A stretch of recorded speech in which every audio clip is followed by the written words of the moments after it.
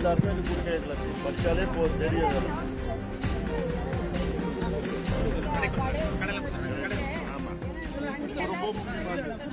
தமிழ்நாட்டுடைய பிரச்சனை இது. தேவையில்லாம டேம் கட்டுறதுக்கு திட்டமிட்டு இருக்கிறாங்க. ஒண்ணுமே தேவையில்லாம கேட்டா பெங்களூர் குடிநீர் வேணும்னு. பெங்களூர் குடிநீர் வேணும் 10 TMC தான். 5 TMC வந்து நடுவர் மன்றம் தீர்ப்பு கொடுத்துருச்சு. இன்னொரு 5 TMC இருக்கிற டேம்ல எடுத்துட்டு போலாம். 70 TMC டேம் கட்டி நாங்க பெங்களூர் குடிநீர் கொண்டு போறோம் சொல்லுங்களா. நம்ம குடிக்கு தேவை 3 TMC தான்.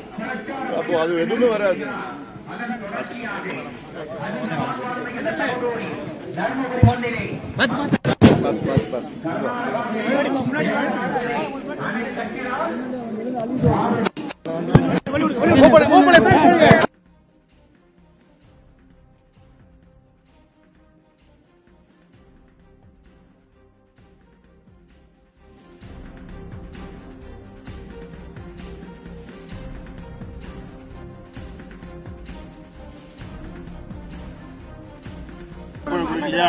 சரிம்மா சரிம்மா நிமிஷம் மாறி போட்டு மாத்த மாட்டேங்கிறாங்க.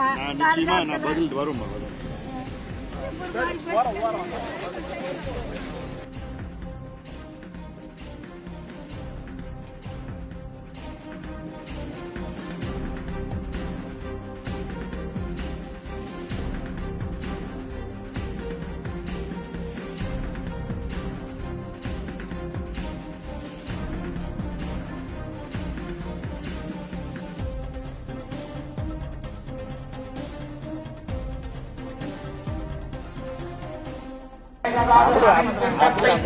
உடனடியாக கைவிட வேண்டும்.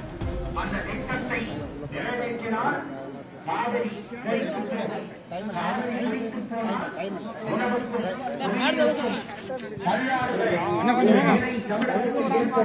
இதை தடுத்தாக வேண்டும் என்று பாட்டாளி மக்கள் கட்சியினுடைய தலைவர், அன்பு தலைவர், பசுமை நாயகர் அன்புமணி ராமதாஸ் அவர்கள்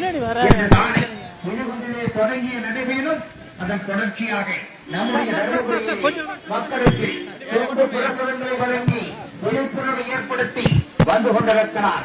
அவரோடு சட்டப்பேரவை உறுப்பினர் முனைவர் சௌமியா அன்புமணி அவர்கள், நம்முடைய தர்மபுரி சட்டமன்ற உறுப்பினர், சட்டமன்றத்தில் விவசாயிகளுக்காக குரல் கொடுத்து தமிழக மக்கள் மட்டுமல்ல உலகத்திலே வாழ்கிற தமிழகத்திலே இடம் பிடித்திருக்கிற முனைவர் சௌமியா அன்புமணி அவர்கள் வந்து கொண்டிருக்கிறார். அருமை பெரியோர்களே, தாய்மார்களே, காவிரியிலே மேகதாதி என்னிடத்தில் கர்நாடக அரசு அணை கட்டினால் தமிழ்நாட்டுக்கு எவ்வளவு பாதிப்பு என்பதை எடுத்துச் சொல்லி தமிழகத்தை காக்க வேண்டும். காவிரி பொங்கி வந்த புதிய பொங்கி நதியான காவிரியை காப்பாற்ற வேண்டும் என்று சொல்லி பாட்டாளி மக்கள் கட்சியுடைய அன்பு தலைவர் அன்புமணி ராமதாஸ் அவர்கள் இதோ தர்மபுரியிலே நடைபெற்ற மேற்கொண்டே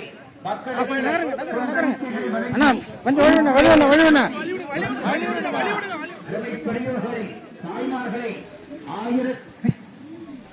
850 ஆண்டுகளுக்கு முன்னால் கர்நாடகத்திலே போசா மன்னன் நரசிம்மன் அந்த அணை கட்டி தடுத்த போது அன்றைக்கு 2ஆம் ராஜராஜ சோழன்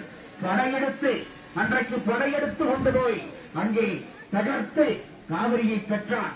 இன்றைக்கு மேகதாதுவை அணை கட்டுகிற பொழுது பாட்டாளி மக்கள் கட்சியுடைய அன்பு தலைவர் அன்புமணி ராமதாஸ் அவர்கள் தமிழகத்தை பாலைவனமாக்கும் கர்நாடகத்தின் திட்டத்தை வேரோடும் வேறு மண்ணோடும் சாய்த்தாக வேண்டும் என்று இன்றைக்கு விழிப்புணர்வு நடைபெற மேற்கொண்டு இது உங்கள் மத்தியிலே வந்து கொண்டிருக்கிறார். அருமை பெரியோர்களே, தாய்மார்களே, நம்முடைய தலைவர் அன்புமணி ராமதாஸ் அவர்களோடு முனைவர் சௌமியா அன்புமணி அவர்கள் வந்து கொண்டிருக்கிறார்கள். அன்புக்குரிய பெரியோர்களே, தாய்மார்களே, இதோ பாட்டாளி மக்கள் கட்சியினுடைய ஆற்றல்மிகு தலைவர் அன்புமணி ராமதாஸ் அவர்கள் தமிழ்நாட்டிலே எப்போதெல்லாம் பிரச்சனை ஏற்படுகிறதோ மக்களுக்கு எப்போதெல்லாம் குரல் கொடுக்கிற தலைவர் அன்புமணி ராமதாஸ் அவர்கள் இதோ உங்கள் மத்தியிலே மேகதாது அணை கட்டினால் தமிழகம் பாலைவனமாக மாறிவிடும். அதை தடுத்தாக வேண்டும். தமிழ்நாட்டில் இருக்கிற மக்களிலே 50 லட்சம் மக்கள் இந்த காவிரி ஆற்றிற்காக குடிநீர் ஆதாரமாக நம்புகிறார்கள். குடிநீர் பொய்த்துப் போகும், விவசாயம் பொய்த்துப் போகும். தமிழ்நாடு பாரம்பரியமாக மாறிவிடும். இதை எடுத்துச் சொல்லி மக்கள் விழிப்புணர்வு ஏற்படுத்தத்தான் தொடங்கிய கட்சியுடைய தலைவர் அன்புமணி ராமதாஸ் அவருடைய நடைபெறும் இது தருமபுரியிலே நடந்து கொண்டிருக்கிறது. தேனி, வாழை, வங்கக்கடலிலே கலக்கிற காவிரி கலக்கிற பூமிமாரிலே இனத்தை அருமை பெரியோர்களே, தாய்மார்களே,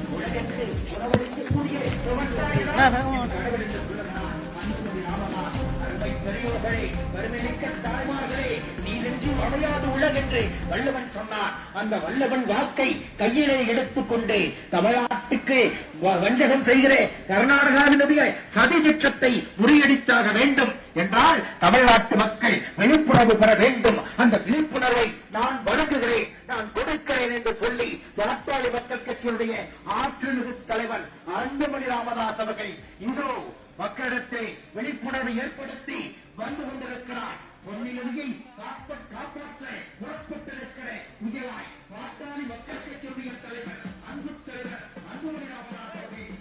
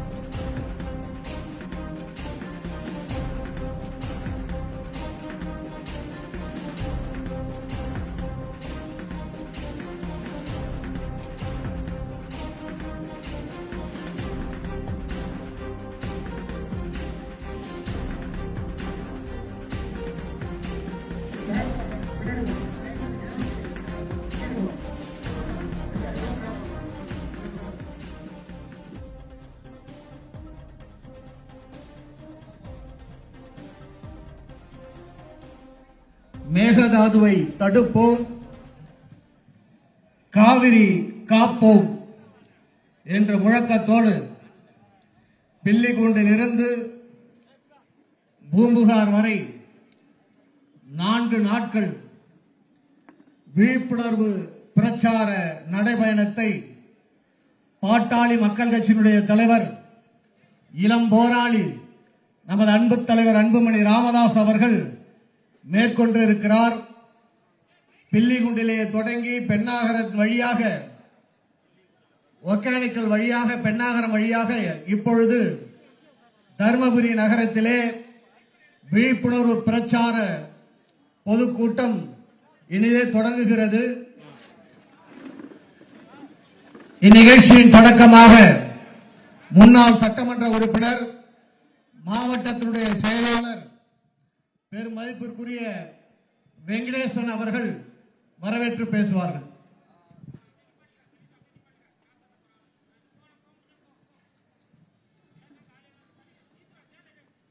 மேகதாது என்ற இடத்தில் கர்நாடக அரசு அணை கட்ட முயற்சிருக்கிறார்கள்.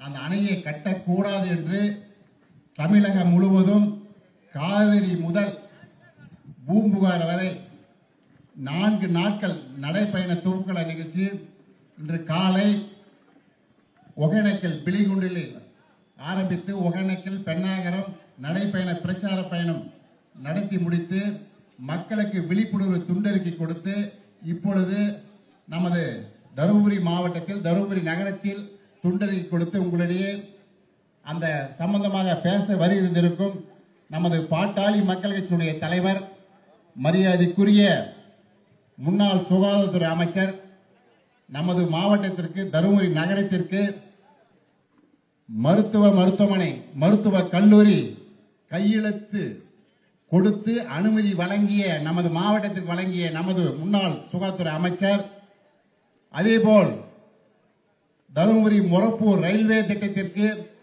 அடிக்கல் நாட்டி இப்பொழுது பணி வேகமாக துவங்கி கண்டிப்பாக விரைவுபடுத்தி இருக்கிற வருகை தந்திருக்கும் நமது கட்சியுடைய தலைவர் சின்னையா மற்றும் கட்சியுடைய பொதுச் செயலாளர், முன்னாள் சட்டமன்ற உறுப்பினர், நாடாளுமன்ற உறுப்பினர், கட்சியுடைய மாநில பொறுப்பாளர்கள், மாவட்ட பொறுப்பாளர்கள், நகர பொறுப்பாளர்கள் மற்றும் விவசாய சங்கங்களை சார்ந்த பெரியோர்கள், தாய்மார்கள், நகரத்தில் வாழ்ந்து கொண்டிருக்கும் பெரியோர்கள், வணிகர் சங்க பெருமக்கள் உள்ளிட்ட அனைவரையும் இந்த நிகழ்ச்சிக்கு அனைவரையும் வருகை வரவேற்று தருமபுரி மாவட்டத்தில் நமது தமிழின போராளி மருத்துவர் ஐயா பல ஆண்டு போராடி பெற்று தந்ததுதான் ஒகேனக்கல் கூட்டு குடிநீர் திட்டம். அந்த தண்ணீர் இப்பொழுது ஏற்கனவே வந்ததை விட பாதி அளவு தான் வருகை இருக்கு, தண்ணி வந்திருக்குது. குடிக்கிறதுக்கே தண்ணியில தருமபுரி மாவட்டம். இந்த அணை கர்நாடக அணை கட்டப்பட்டால் நாம் இன்னும் எவ்வளவு மோசமா இருக்குன்னு எல்லா மக்களுக்கும் தெரியும். இப்ப இருக்கிற அந்த ஒகேனக்கல் தண்ணியே 10 நாளைக்கு வந்தது, இப்ப 15 நாளைக்கு ஒரு டைம் வருது. ஒரு வீட்டுக்கு 1 குடம் 2 குடம் தான். ஆனா தருமபுரி நகரத்தை பொறுத்த வரைக்கும் பிரச்சனை இல்லை. தருமபுரி நகரத்துல சின்னாத்துல பஞ்சப்பள்ளியிலிருந்து தண்ணி வந்து நல்ல தண்ணி வருது. இப்ப சின்னையா கூட காலையில வரும்போது பார்த்தாரு, சின்னாத்த டேமை பார்த்தாரு, சின்னார் வரத. சின்னாத்திலையும் தண்ணி போகாம அந்த பஞ்சப்பள்ளி வர வழிந்தோடுற தண்ணிய அந்த தொல்லைக்காவது 2-3 இடத்துல சின்னையா தடுப்பணை கட்ட வேண்டும் என்று பல்வேறு அந்த இடத்துக்கு போய் பார்த்தாரு. அந்த தடுப்பணையும் கட்ட வேண்டும் என்று நம்ம சின்னையாவை கேட்டுக்கொண்டு, ஏன்னா தருமபுரி நகரத்துக்கு அந்த பஞ்சப்பள்ளி தண்ணி வந்தாவே போதும், ஒகேனக்கல் தண்ணி. ஆனா கிராமப்புறத்தில் இருக்கிற எல்லா கிராமங்களுக்கும் ஒகேனக்கல் தண்ணி இல்லை, நம்ம குடிக்கிற தண்ணி இல்லை. அதனால இந்த திட்டம் நிறைவேறினால் தண்ணி குடிப்பதற்கு இல்லை என்பதை நீங்கள் ஒவ்வொருத்தரும் மனசுல நினைத்துக் கொள்ள வேண்டும். ஏதோ வந்த போன இல்லாம நகரத்தில் இருக்கிற கிராமத்தில் இருக்கிற அத்தனை மக்களுக்கும் குடிப்பதற்கு தான், நாம் விவசாயம் பண்றதுக்கு பின்னாடி வரேன், குடிப்பதற்கு தண்ணி வர வேண்டும். அடுத்ததாக அந்த மழை காலத்துல ஆடி மாசம் தண்ணி போய் ரப்பிக்க வெளியே போகும் தண்ணி பூரா எங்க மேட்டூர் டேமுக்கு போகும், அங்கிருந்து கடலுக்கு போயிடும். அந்த உபரி நீரை தருமபுரி மாவட்டம் முழுவதும் உள்ள ஏரிகளுக்கும் குளங்களுக்கும் கொண்டு வந்து விவசாயம் செழிக்க வேண்டும் என்று தான் நமது சின்னையா அவர் தான் அதை பார்த்துட்டு அவருடைய அந்த திட்டத்தை அவர் தான் சொன்னார், மற்ற யாருமே சொல்லல. எந்த கட்சியாகட்டும் எதுவும் அவர் சொல்லி ஆர்ப்பாட்டம், போராட்டம், பல்வேறு கட்ட நடைப்பயணம், பிரச்சார பொதுக்கூட்டம், 10,15 லட்சம் கையெழுத்து, அனைத்து மக்களும் கையெழுத்து வாங்கி அன்றைய முதலிடம் கொடுத்தார். இது போன்ற பல்வேறு இந்த திட்டத்துக்காக, காவிரி உபரி திட்டத்துக்காக மருத்துவர் சின்னையா தான் மக்களுக்கு தெளிவுபடுத்தினார். இந்த தருமபுரி மாவட்டம், அவர் ஒரு மருத்துவர், ஒரு நோயாளி, ஒரு மனிதனை பார்த்தா இவருக்கு இந்த நோய் இருக்குன்னு தெரிஞ்சு கண்டுபிடிக்க முடியும். அது மாதிரி நமது சின்னையா மருத்துவர் இந்த தருமபுரி மாவட்டத்துக்கு என்ன வேண்டும் அதுதான். அதனால அந்த திட்டம் வர வேண்டும் என்றுதான் தொடர்ந்து கோரிக்கை வைக்கிறாங்க. இப்ப மட்டும் ஆரம்பத்திலிருந்து கண்டிப்பாக நமது சட்டமன்ற உறுப்பினர், சட்டமன்ற பாமக குழுவுடைய தலைவர், மரியாதைக்குரிய முனைவர் சௌமியா அன்புமணி அக்கா அவர்கள் சட்டமன்றத்தில் கிடைத்த அந்த குறுகிய வாய்ப்பை பயன்படுத்தி விவசாயிகளுக்கு மட்டுமல்ல, தருமபுரி மாவட்டத்தில் குடிக்கிற தண்ணியில நீங்க அணையை கட்டிட்டீங்கன்னா இந்த தண்ணியும் போயிடும், குடிக்கிறதுக்கு இல்லாம மக்கள் பாடுபடுவாங்கன்னு சொல்லி அதையும் பேசிட்டு விவசாயம் செழிக்க வேண்டும். அது மட்டும் இல்லாம விவசாயிகள் கஷ்டத்தில் வாழ்றாங்க, அதனால அவர்கள் விவசாய பெருமக்களுக்கு அரசாங்கம் செய்ய வேண்டும், அரசுக்கும் அதிகாரிகளுக்கும் எடுத்துரைத்து அவர்கள் புரிய விதத்தில் திட்டத்தை நிறைவேற்றும் விதத்தில் மக்களுக்கு செய்ய வேண்டும் என்ற நோக்கத்தின் அடிப்படையில் பேசி இப்போது வருகை தந்திருக்கிறார் நமது முனைவர் சௌமியா அன்புமணி அக்கா அவர்கள். அதனால இந்த திட்டம் நிறைவேறும் அனைத்து மக்களும் அனைவரும் நமது மருத்துவர் சின்னையால் பின்னாடி வர வேண்டும். இந்த திட்டம் நிறைவேறுவதற்காக அந்த அணையை கட்டுவதை தடுப்பதற்கு எந்த போராட்டமாகட்டும் எது வேணாலும் சரி, சின்னையா சொன்ன அனைத்து தருமபுரி மாவட்ட மக்கள் அனைவரும் வர வேண்டும். நம்ம காவிரியை காக்க வேண்டும். ஏற்கனவே காவிரி காப்போம் என்று தொடர்ந்து மருத்துவர் ஐயா தான், சின்னையா தான் தொடர்ந்து கோரிக்கை.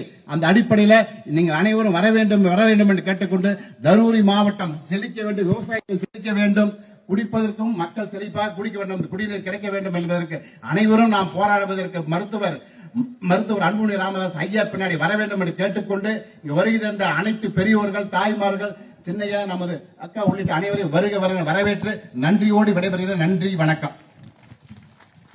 அடுத்ததாக மாவட்ட செயலாளர் மதிப்புக்குரிய அரசாங்கம் அவர்கள்.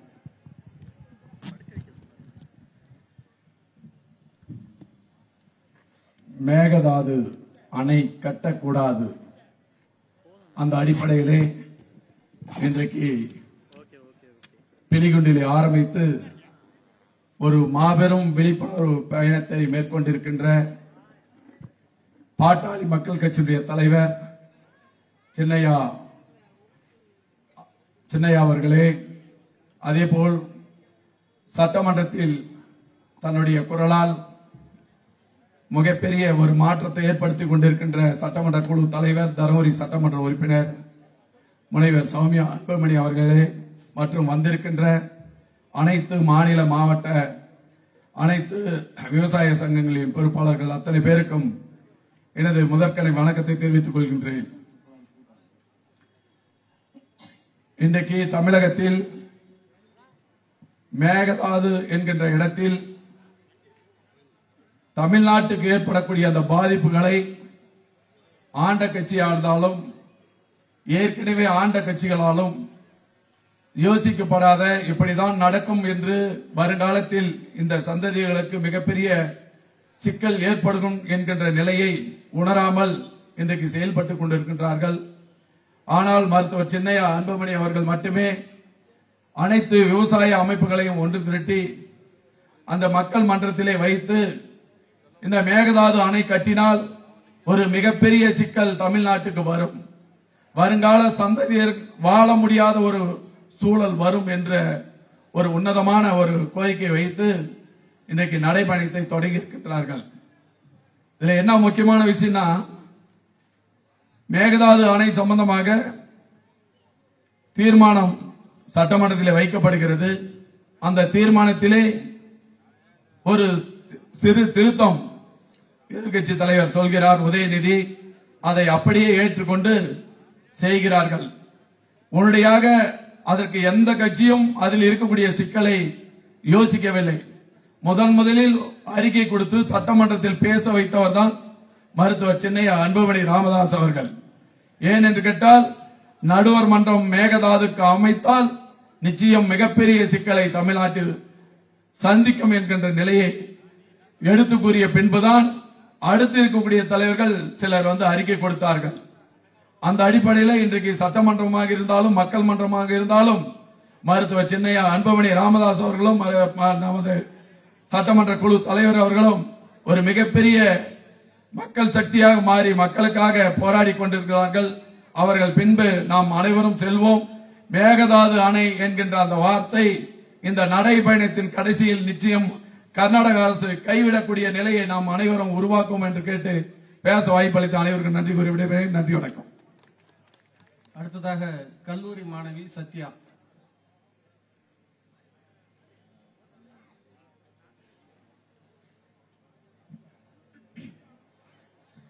தாய் தமிழுக்கு தலை வணங்கி மண்ணுக்காகவும் மக்களுக்காகவும் ஓயாமல் போராடி கொண்டிருக்கிற மரியாதைக்குரிய மருத்துவர் அன்புமணி ஐயா அவர்களுக்கும் விழிப்பு நிலை மக்களை கண்டு மாற்றம் கொண்டு வருவேன், முன்னேற்றம் அடைவேன் என்று சட்டமன்றத்தில் கர்ஜிக்கும் பசுமை தாயகத்தின் தலைவரும் நமது சட்டமன்றத்தின் உறுப்பினரான மரியாதைக்குரிய வீரமங்கை சௌமியா அன்புமணி அம்மா அவர்களுக்கும் என் அன்பிற்கினிய பாட்டாளி சொந்தங்களுக்கும் எனது பண்பான வணக்கங்களை தெரிவித்துக் கொள்கிறேன்.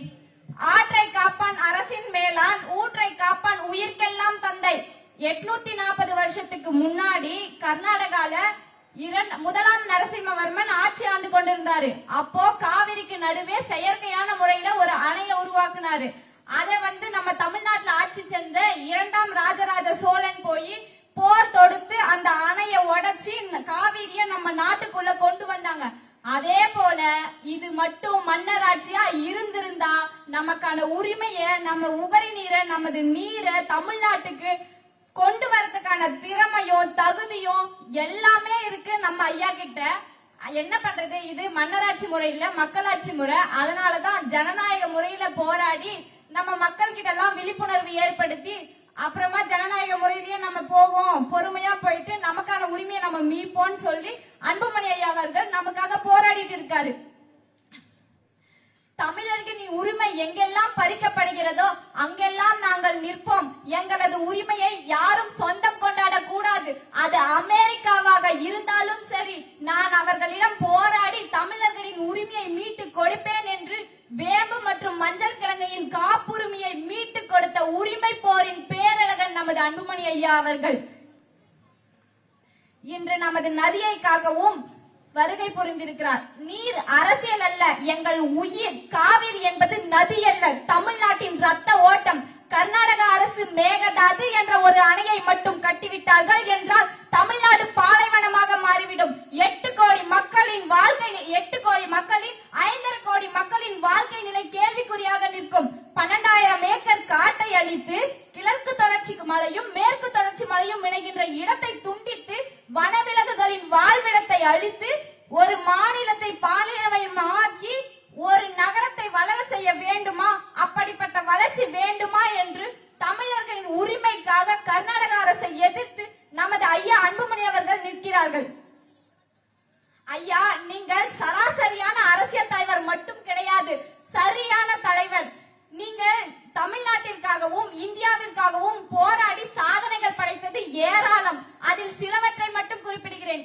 90,000 மதுக்கடைகளை சட்ட போராட்டம் மூலமாக மூடியவர் நீங்கள். 108 ஆம்புலன்ஸை கொண்டு வந்து இந்தியா முழுக்க பரவ செய்தீர்கள். அது மட்டுமல்லாமல் அரசு ஆரம்ப சுகாதார நிலையங்கள் ஒவ்வொரு கிராமங்களிலும் இன்றளவிலும் சிறப்பாக செயல்பட்டுக் கொண்டிருக்கிறது. புகைப்பிடிப்பது நாட்டுக்கும் வீட்டுக்கும் கேடு என்று புகைப்பட பொருட்களின் மீது எச்சரிக்கை வசனங்களை போட்டீர்கள். அது மட்டுமல்லாமல் பொதுவெளியில் யாரும் மக்களுக்கு இடையூறாக புகைப்பிடிக்க கூடாது என்ற சட்டத்தையும் கொண்டு வந்தீர்கள். குடியரசுத் தலைவருக்கு கிடைக்கக்கூடிய அதே மருத்துவம் ஏழை எளிய மக்களுக்கும் கிடைக்க வேண்டும் என்று இன்றளவிலும் சுகாதாரத்துறை அமைச்சர் பட்டியலில் பொன்னெழுத்துக்களால் பொறிக்கப்பட்ட உங்களது பணியை என்றும் நாங்கள் மறக்க மாட்டோம். இளைஞர்கள் இந்தியாவின் தூண்கள் என்று அவர்களை நல்வழிப்படுத்துவேன் என்று நிற்பவர் நீங்கள். உங்கள் பின்னால் லட்சக்கணக்கான இளைஞர்களையும் பெண்களையும் நின்று உங்களுக்காக மக்களுக்காக நிற்கக்கூடிய உங்கள் பின்னால் காவிரியை மேகதாது அணையை கட்ட விடாமல் நிற்போம். எதிர்காலத்து தேர்தலை பற்றி சிந்திப்பது கிடையாது, எதிர்கால சந்ததிகளுக்காக சிந்திப்பவர் தான் நீங்கள். அதனால் தான் இந்தியாவிலேயே உலக தலைவர்கள் வாங்கிய மாபெரும் விருதுகளை இந்தியாவில் வாங்கிய முதல் அரசியல்வாதி நீங்கள்.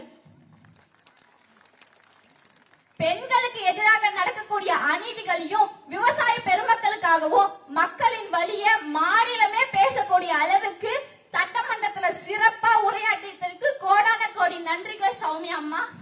மென்மேலும் மக்களின் பிரச்சனைகள் தீர்வு காண்பதற்கு தொடர்ந்து உங்கள் பணி சிறக்க வேண்டும் என்று நான் ஆசைப்படுகிறேன். திறமையான ஒரு வேட்பாளரை சட்டமன்ற உறுப்பினராக தேர்ந்தெடுத்ததற்கு தர்மபுரி மாவட்ட மக்கள் நாங்கள் பெருமைப்படுகிறோம். நாம் நினைத்தால் முடியாது என்று எதுவுமே கிடையாது. நாம் நமது தமிழருக்கான உரிமை ஜல்லிக்கட்டு தடை செய்யப்படும் போது நாம் அனைவரும் ஒன்றிணைந்து நமக்கான உரிமையை மீட்டெடுத்தோம். அதே போல் இப்பொழுது சமீப காலத்தில் அரசியல் மாற்றத்தையே கொண்டு வந்தோம் சமூக வலைதளத்தின் மூலமாக. அதே போல இப்பொழுதும் நமது உரிமைக்காக, நமது காவிரி நீரை காப்பாற்றுவதற்காக ஒன்றுபட்டு செயல்பட்டு வென்று காட்ட வேண்டும். இறுதியாக ஒன்றை மட்டும் சொல்லிக் கொள்கிறேன். எனது எண்ணத்தில் தோன்றிய சில வரிகள். புறநானூறு பாடிய பூமிதான் இது. ஆம், புறநானூறு பாடிய பூமிதான் இது. புதிய வரலாறு படைக்கும் தலைமுறையும் இதுதான். வாளால் காத்த எல்லையை இன்று குரலால் காக்க வந்திருக்கிறோம். உயிரை காக்க போராடுவது குற்றம் அல்ல, இது கடமை. புதிய வரலாறு எழுதுவோம். தமிழகத்தின் நீர் உரிமையை வென்றெடுப்போம், வென்று காட்டுவோம். ஒன்றுபட்டு வென்று காட்டுவோம். நன்றி. முன்னாள் நாடாளுமன்ற உறுப்பினர் மரியாதைக்குரிய பாரிமோகன் அவர்கள். சுருக்கமா வரவங்க, மழை வருது, கொஞ்சம் சுருக்கமா ஓரிரு வார்த்தைகள். வரலாற்று சிறப்புமிக்க இந்த கூட்டத்தை தலைமையேற்று நடத்தி கொண்டிருக்கின்ற மாவட்ட செயலர் அவர்களே, இங்கே நம்மிடையே வந்து உரையாற்ற இருக்கின்ற நம்முடைய நாடாளுமன்ற உறுப்பினரும் பாட்டாளி மக்கள் கட்சி தலைவருமான டாக்டர் அன்புமணி ராமதாஸ் அவர்களே, தருமபுரி சட்டப்பேரவை உறுப்பினரும் பசுமை தாயத்தினுடைய தலைவருமான மரியாதைக்குரிய திருமதி சௌமியா அன்புமணி அவர்களே, மற்றும் மேடையில் இருக்கின்ற ஏனைய மாநில மாவட்ட பொறுப்பாளர்களே, எதிரிலே இருக்கின்ற நம்முடைய பொறுப்பாளர்களே, விவசாய பெருங்குடி மக்களே, உங்கள் அனைவருக்கும் நன்றி கலந்த வணக்கத்தை நான் தெரிவித்துக் கொள்கின்றேன். இந்த காவேரி பிரச்சனை என்பது ஏற்கனவே தீர்க்கப்பட்ட பிரச்சனை. இந்த பிரச்சனையை பற்றி தெரிந்தவர்கள் உலகத்தில் எந்த நதிநீர் பிரச்சனையும் தீர்க்கலாம். அந்த அளவிற்கு இந்த பிரச்சனை அவ்வளவு நீண்ட நெடிய காலத்திலிருந்து தீர்க்கப்பட்டது. நடுவர் மன்றம் அமைக்கப்பட்டது. சுப்ரீம் கோர்ட்டினுடைய வழிகாட்டுதல்ல அதை ஒழுங்குபடுத்தி தண்ணி விடுறதுக்கு ஒரு குழு. இந்தந்த மாசத்துல இவ்வளவு டிஎம்சி தண்ணீர் விடணும்னு இருக்கு, ஆனா விடுறதே இல்லை அவங்க. ஏற்கனவே 1934 கர்நாடகாவில் ஒரு அணை, தமிழ்நாட்டில் நம்ம மேட்டூர் அணை கட்டினாங்க. 74 திமுக ஆட்சியிலே ஒரு அணை கட்டினாங்க அவங்க. 79 எம்ஜிஆர் ஆட்சி காலத்தில் 2 அணை கட்டிக்கிட்டாங்க. இப்போ ஒரு அணை கட்டுறதுக்கு வராங்க. அதை கட்டினால் நமக்கு குடிநீருக்கு இங்க தண்ணீரே வராது, குடிநீருக்கு கூட சிரமம் ஏற்படும். ஏற்கனவே காவிரி நடுவர் அந்த தீர்ப்புல, உச்சநீதிமன்ற தீர்ப்புல காவிரியினுடைய தண்ணீர் வருகை பகுதியிலோ அல்லது காவிரியினுடைய பகுதியில எந்த கட்டுமானமும் செய்யக்கூடாதுன்னு இருக்குது. இப்ப திருப்பியும் வந்து அங்க அணை கட்டுவோம்னு வராங்க அவங்க. இதுதான் பிரச்சனை. ஆக ஏற்கனவே நமக்கு வந்து தெளிவான தீர்ப்பு இருக்குது. ஆனா இப்ப தமிழ்நாட்டில புதிய ஆட்சி அமைந்திருக்கிறது. இவர்களுக்கு கூட இன்னும் தெளிவான ஒரு முடிவு காவேரியில வரல. நடுவர் மன்றத்தில் கேட்கிறேங்கிறாங்க. நடுவர் மன்றம் ஒரு நீதிமன்றத்தில் லோக் அதாலத்தில் வைப்பாங்க, பைசல் பண்ணுவாங்க 2 பார்ட்டியும், இன்சூரன்ஸுக்கும் அடிபட்டவங்களுக்கும். நடுவர் மன்றமும் அதே மாதிரிதான். அணை கட்ட வேணாம் நீங்க போறீங்க, அவங்க கட்டணுங்கிறாங்க. சரி, ஒரு அணையை கட்டி ஆளுக்கு இவ்வளவு தண்ணி எடுத்துங்கன்னா நடுவர் மன்றம் சொல்லும். அதை பற்றி தெரியாமல் இந்த ஆட்சியாளர்கள் நடுவர் மன்றத்தை கேட்க போகிறேன் என்றார்கள். அதற்காக தெளிவாக முதலிலே குரல் கொடுத்தவர் நம்முடைய மருத்துவர் சிந்தையா அவர்கள். அதற்கு பின்னால் கம்யூனிஸ்ட் கட்சிகள், விவசாய சங்கங்கள் எல்லாம். ஆகவே நம்ம தெளிவான ஒரு வழிமுறையில் தான் இந்த அணை கட்டக்கூடாதுன்னு சொல்கிறோம். அதற்கு வெகுஜன மக்கள், பொதுமக்கள், மாணவர்கள், இளைஞர்கள் அனைவரும் ஆதரிக்க வேண்டும். இது தமிழகத்துடைய உயிர்நாடி பிரச்சனை. நடந்தாய் வாழி காவேரி என்று சிலப்பதிகாரத்தில் எழுதினார்கள் 2000 வருஷத்துக்கு முன்ன. வான் பொய்ப்பிடும் தான் பொய்யாத காவேரி. இதெல்லாம் வரலாற்றில் இருக்குது, இலக்கியத்தில். ஆகவே இந்த காவேரியை நம்ம மீட்டெடுக்க வேண்டும் என்று இந்த நேரத்தில் சொல்லி வாய்ப்புக்கு நன்றி கூறி விடைபெறுகிறேன். நன்றி, வணக்கம். அடுத்ததாக மாநில துணைத் தலைவர் மரியாதைக்குரிய சாந்தமூர்த்தி அவர்கள்.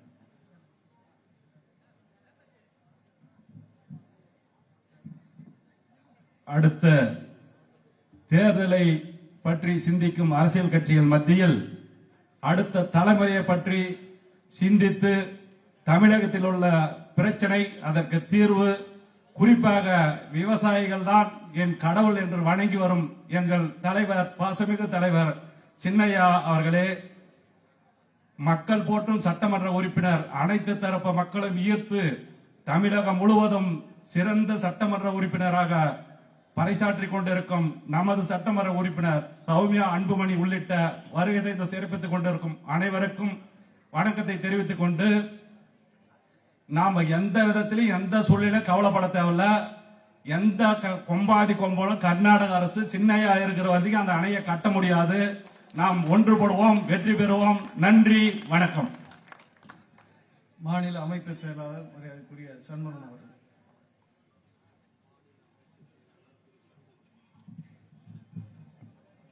கர்நாடக அரசு மேகதாது என்னும் இடத்திலே அணை கட்டக்கூடாது, அணை கட்டும் திட்டத்தை தடுப்போம், காவிரியை காப்போம் என்ற முழக்கத்தோடு ஒகேனக்கல் முதல் பூம்புகார் வரை நடைபயணத்தை மேற்கொண்டிருக்கக்கூடிய 108 நாயகர் நம் பாட்டாளி மக்கள் கட்சியினுடைய தலைவர், வணக்கத்துக்கும் போற்றுதலுக்கும் உரிய மருத்துவர் அன்புமணி ராமதாஸ் ஐயா அவர்களே, தனது சிந்தனையால், தனது செயலால் தருமபுரி மாவட்ட மக்களை மட்டுமல்ல தமிழக மக்களுடைய மன்னரை வென்றெடுத்த தருமபுரி சட்டப்பேரவை உறுப்பினர், பசுமை இயக்கத்தின் தலைவர், வணக்கத்திற்கும் போற்றுதலுக்கும் உரிய அக்கா சௌமியா அன்புமணி அவர்களே, மேடையில் வீட்டிருக்கிற தலைவர் பெருமக்களே, தருமபுரி மாவட்ட மக்களுக்கு உபரி நீர் திட்டம் வேண்டும், அதற்கு கர்நாடக அரசு அந்த அணை திட்டத்தை கட்டக்கூடாது என்று நாங்களும் உங்களோடு இருந்து குரல் கொடுப்போம் என்று ஆர்வத்தோடு வரை இருந்திருக்கிற தருமபுரி மாவட்டத்தைச் சேர்ந்த அனைத்து விவசாய பெருமக்களே, வணிக பெருமக்களே, பாட்டாளி மக்கள் கட்சியினுடைய அனைத்து நிலை பொறுப்பாளர்களை உங்கள் அனைவருக்கும் எனது பணிவான வணக்கத்தை தெரிவித்துக் கொள்கிறேன். இந்த மேகதாது அணை கட்டக்கூடாது என்பது நோக்கம் டெல்டா மாவட்டத்துக்கு சம்பந்தப்பட்டது என்று சொன்னாலும் கூட தருமபுரி மாவட்டத்துக்கு மிக மிக முக்கியமான திட்டமாகும். ஏன் என்று சொன்னால், காவிரி உபரி நீர் திட்டத்தை தருமபுரி மாவட்டத்திற்கு கொண்டு வர வேண்டும் என்று நம்ம திட்டத்தை நாம் போராடி கொண்டிருக்கிறோம். மேகதாது என்ற இடத்திலே அணை கட்டிவிட்டால் இன்றைக்கு காவிரி ஆறு சொட்டு சொட்டு நீராக வந்து கொண்டிருக்கிறது. அதுதான் வர வேண்டும், வருமே தவிர கரைபுரண்டு ஓடுகின்ற உபரி நீர் வரவே வராது. உபரி நீர் வந்தால் மட்டுமே தருமபுரி மாவட்டத்திற்கு அந்த ஏரி குளங்களை நிரப்புகின்ற திட்டத்தை செயல்படுத்த முடியும். ஆகவே அந்த உபரி நீர் வர வேண்டும் என்று சொன்னால், அந்த உபரி நீர் வந்தால்தான் தருமபுரி மாவட்டத்துக்கு இந்த திட்டத்தை கொண்டு வர முடியும். அதற்கு மேகதாது அணை கட்டவே கூடாது என்பதை நமது சின்னையாவின் பின் நின்று இந்த மாவட்டத்து மக்களோட அனைவரும் போராடி வென்றெடுக்க வேண்டும் என்று அன்போடு கேட்டு நிறைவு செய்கிறேன். நன்றி, வணக்கம். உழவர் பேர் இயக்கத்தினுடைய மாநில செயலாளர், முன்னாள் சட்டமன்ற உறுப்பினர் மரியாதைக்குரிய வேலுசாமி அவர்கள்.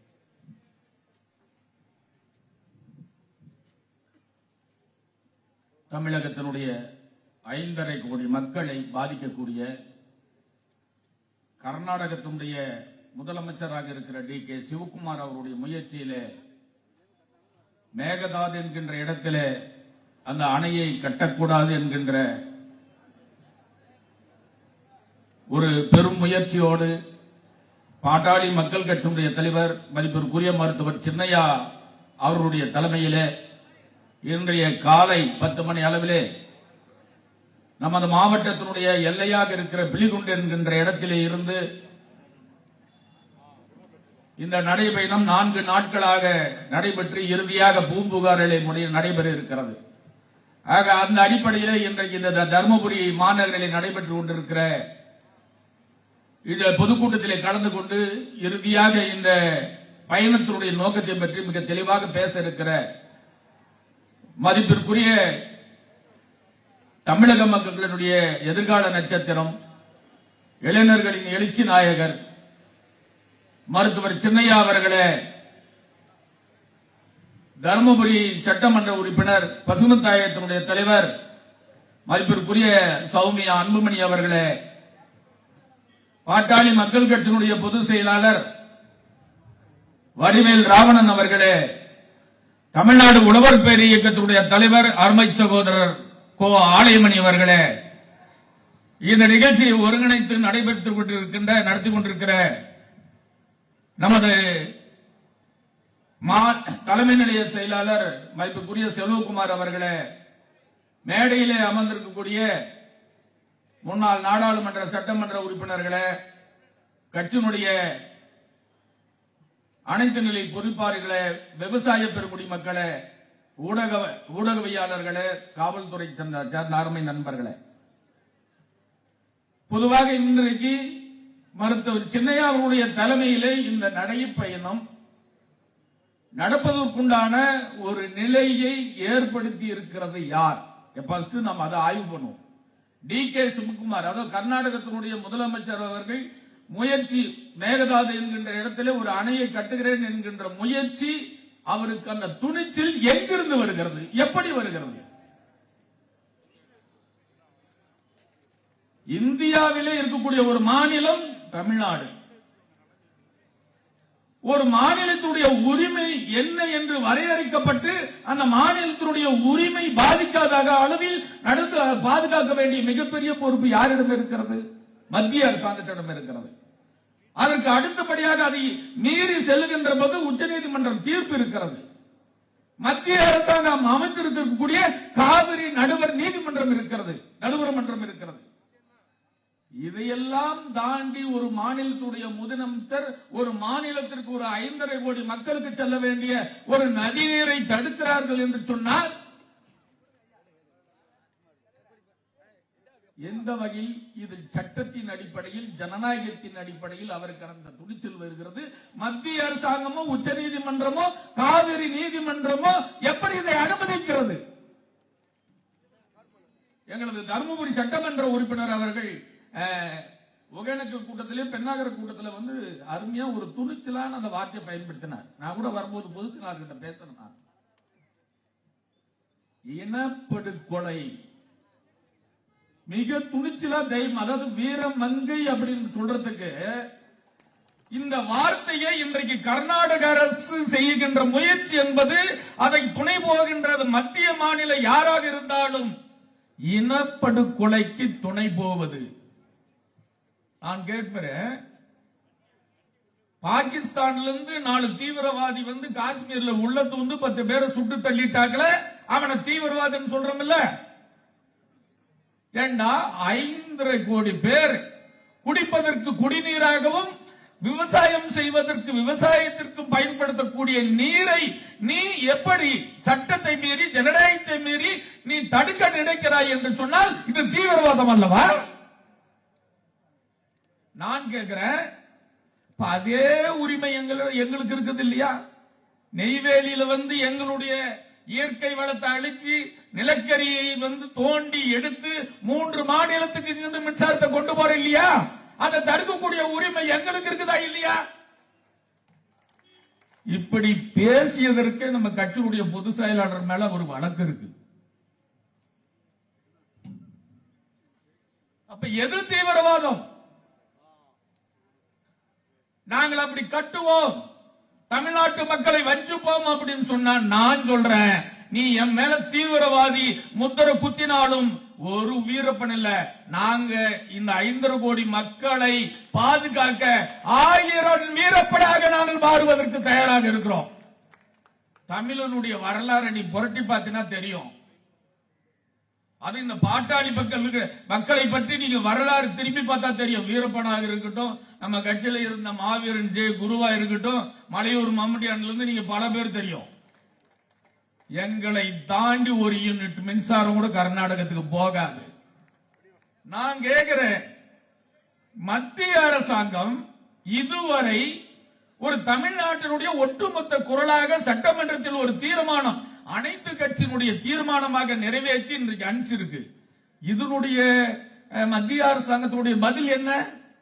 ஏன் மௌனம் காக்குறீங்க? கர்நாடகத்தினுடைய முதலமைச்சர் அவர்களே, நீங்க எடுத்துக்கிற முயற்சி தவறானது, உச்சநீதிமன்றத்தின் தீர்ப்புக்கு எதிரானது. சொல்லணுமா இல்லையா? அது அங்க ஆட்சி காங்கிரஸ் ஆட்சி, மத்தியில் ஆட்சி செய்யறது பாரதிய ஜனதா கட்சி. ஆக நீங்க பாத்தீங்கன்னா இந்த காவிரி நீர் பிரச்சனையில் பாரதிய ஜனதா கட்சியும் காங்கிரசும் பாத்தீங்கன்னா எப்பொழுதும் கர்நாடகத்திற்கு ஆதரவாக தான் இருந்து கொண்டிருக்கிறது. ஆகவே இன்றைக்கு எங்கள் கட்சியினுடைய தலைவர் அவர்கள் தலைமையிலே எச்சரிப்பதற்காக எங்கள் மக்கள், தமிழக மக்களை இந்த பேராபத்தை பற்றி விழிப்புணர்வு உருவாக்குவதற்காக இந்த நடைபயணம் நடந்து கொண்டிருக்கிறது. காலையிலே கூட எங்கள் துவக்க கூட்டத்திலே கலந்து கொண்ட அனைத்து விவசாய சங்க தலைவர்களும் சொன்னார்கள், வருங்காலத்தில் இதற்கு எந்த விதமான போராட்டமாக இருந்தாலும் ஒட்டுமொத்த விவசாய பெருங்குடி மக்களும் பாட்டாளி மக்கள் கட்சியினுடைய தலைவர் மருத்துவர் அன்புமணி ராமதாஸ் ஐயா அவர்கள் பின்னாலே நாங்கள் நிற்பதற்கு தயாராக இருக்கிறோம் என்று சொல்லி எல்லாரும் பேசிவிட்டு சென்றிருக்கிறார்கள். ஆகவே அந்த நிலைக்கு தமிழ்நாட்டு மக்களை நீங்கள் தள்ளிவிடக் கூடாது என்பதை இந்த மத்திய அரசாங்கத்திற்கும் இந்த நேரத்தில் தெரிவித்துக் கொண்டு இந்த வாய்ப்பினை ஏற்பி கொடுத்த தலைவர் அவர்களுக்கும், அதே போல வருங்காலத்திலே இதற்கான முயற்சியை எந்த நிலை வந்தாலும் அனைத்தும் நாம் தர்மபுரி, காரணம் என்னன்னா மற்றவங்க எல்லாம் பாசனத்துக்கு எதிர்பார்க்கிறாங்க, நாம குடிக்கிறதுக்கே தண்ணி கிடையாது. இப்ப வந்துகிட்டு இந்த தண்ணியில இப்ப குடி தண்ணீர்ல இப்ப பாத்தீங்கன்னா 50% கூட தண்ணி வரதில்லை. ஆகவே குடி தண்ணீருக்கு இன்றைக்கு நாம் பஞ்சமாக இருந்துட்டு இருக்கிறோம்.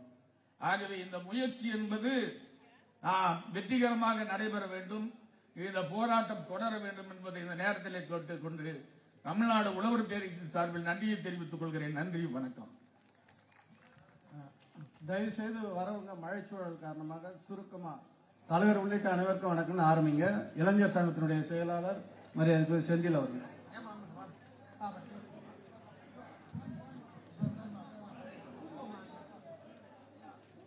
மேகதாது அணை கட்டுவதற்கு அனுமதி கொடுக்கக்கூடாது என்று நடைபெறுகிற கூட்டத்திலே கலந்து கொண்டு எழுச்சி உரை ஆற்றிருக்கிற இளைஞர்களின் எழுச்சி நாயகர் மரியாதைக்குரிய அண்ணன் அன்புமணி ராமதாஸ் அவர்களே, தர்மபுரி சட்டமன்ற உறுப்பினர், சட்டமன்றத்தினுடைய தலைவர் மரியாதைக்குரிய அக்கா சௌமியா அன்புமணி அவர்களே, இந்த நிகழ்ச்சியிலே கலந்து கொண்டிருக்கிற அனைத்து நிலை பொறுப்பாளர்களே, அருமை பெரியவர்களே, உங்கள் அனைவருக்கும் என்னுடைய பணிவான வணக்கம்.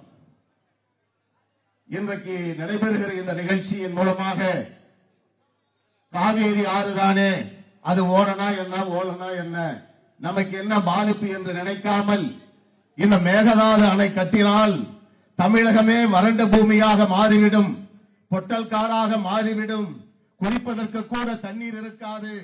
ஆகவே மத்திய அரசு மேகதாது அணை கட்டுவதற்கு அனுமதி தரக்கூடாது என்று இன்றைக்கு நம்முடைய பாட்டாளி மக்கள் கட்சியினுடைய தலைவர் அண்ணன் அன்புமணி ராமதாஸ் அவர்களுடைய உரையும், அதற்கு மேலாக அதிலே ஏற்படுகின்ற பாதிப்புகள், மரங்கள் அழிப்பின் காரணமாக அங்கே இருக்கிற வனவிலங்குகள் பாதிப்பு, இது போன்ற விவரங்களை எல்லாம் எடுத்து சொல்லி இன்றைக்கு மேகதாது அணை கட்டினால் தமிழகம் எவ்வளவு பாதிக்கப்படும் என்று இன்றைக்கு தமிழகத்தில் இருக்கிற மக்கள் உணர்கிற வகையிலே எழுச்சுரை ஆற்றி தர்மபுரி மாவட்டத்திலே இந்த பயணத்தை தொடங்கி இருக்கிற சின்னையா அவர்களுக்கும் அக்கா அவர்களுக்கும் தர்மபுரி பாட்டாளி இளைஞர் சங்கத்தின் சார்பிலே மனமான நன்றியை தெரிவித்துக் கொண்டு இந்த பிரச்சார பயணம் பட்டி தொட்டி எங்கும் எடுத்து சென்று இன்றைக்கு இந்த மேகதாது அணை கட்டினால் எவ்வளவு பாதிப்பு என்பதை மக்கள் மத்தியிலே ஒரு விழிப்புணர்வு பிரச்சார பயணங்களை நாம் தொடர்ந்து செய்ய வேண்டும் என்ற நேரத்தில் அன்போடு கேட்டு, காவேரி ஆற்றுக்கு பாதிப்பு வந்தாலும் அண்ணன் அன்புமணிதான் குரல் கொடுக்கிறார். தாமரைமலை ஆற்றுக்கு பாதிப்பு வந்தாலும் எங்கள் சின்னையா தான் குரல் கொடுக்கிறார். அதே போல பாலாறுக்கு பாதிப்பு வந்தாலும் எல்லா ஆறுகளுக்கும் துணையாக எழுச்சியாக குரல் கொடுத்துக் கொண்டிருக்கிற எழுச்சி நடைப்பயணத்தை மேற்கொண்ட விவசாயிகளின் பாதுகாவலர் நம்முடைய சின்னையாவின் தலைமையேற்று அணிவகுப்போம், தாமரைமலை ஆற்றை கட்டுவதை தடுப்போம். நன்றி, நன்றி, வணக்கம். மேகதாது அணை கட்டுவதை தடுப்போம். இளைஞர் சங்கத்தினுடைய மாநில செயலாளர் மரியாதைக்குரிய முருகசாமி அவர்கள்.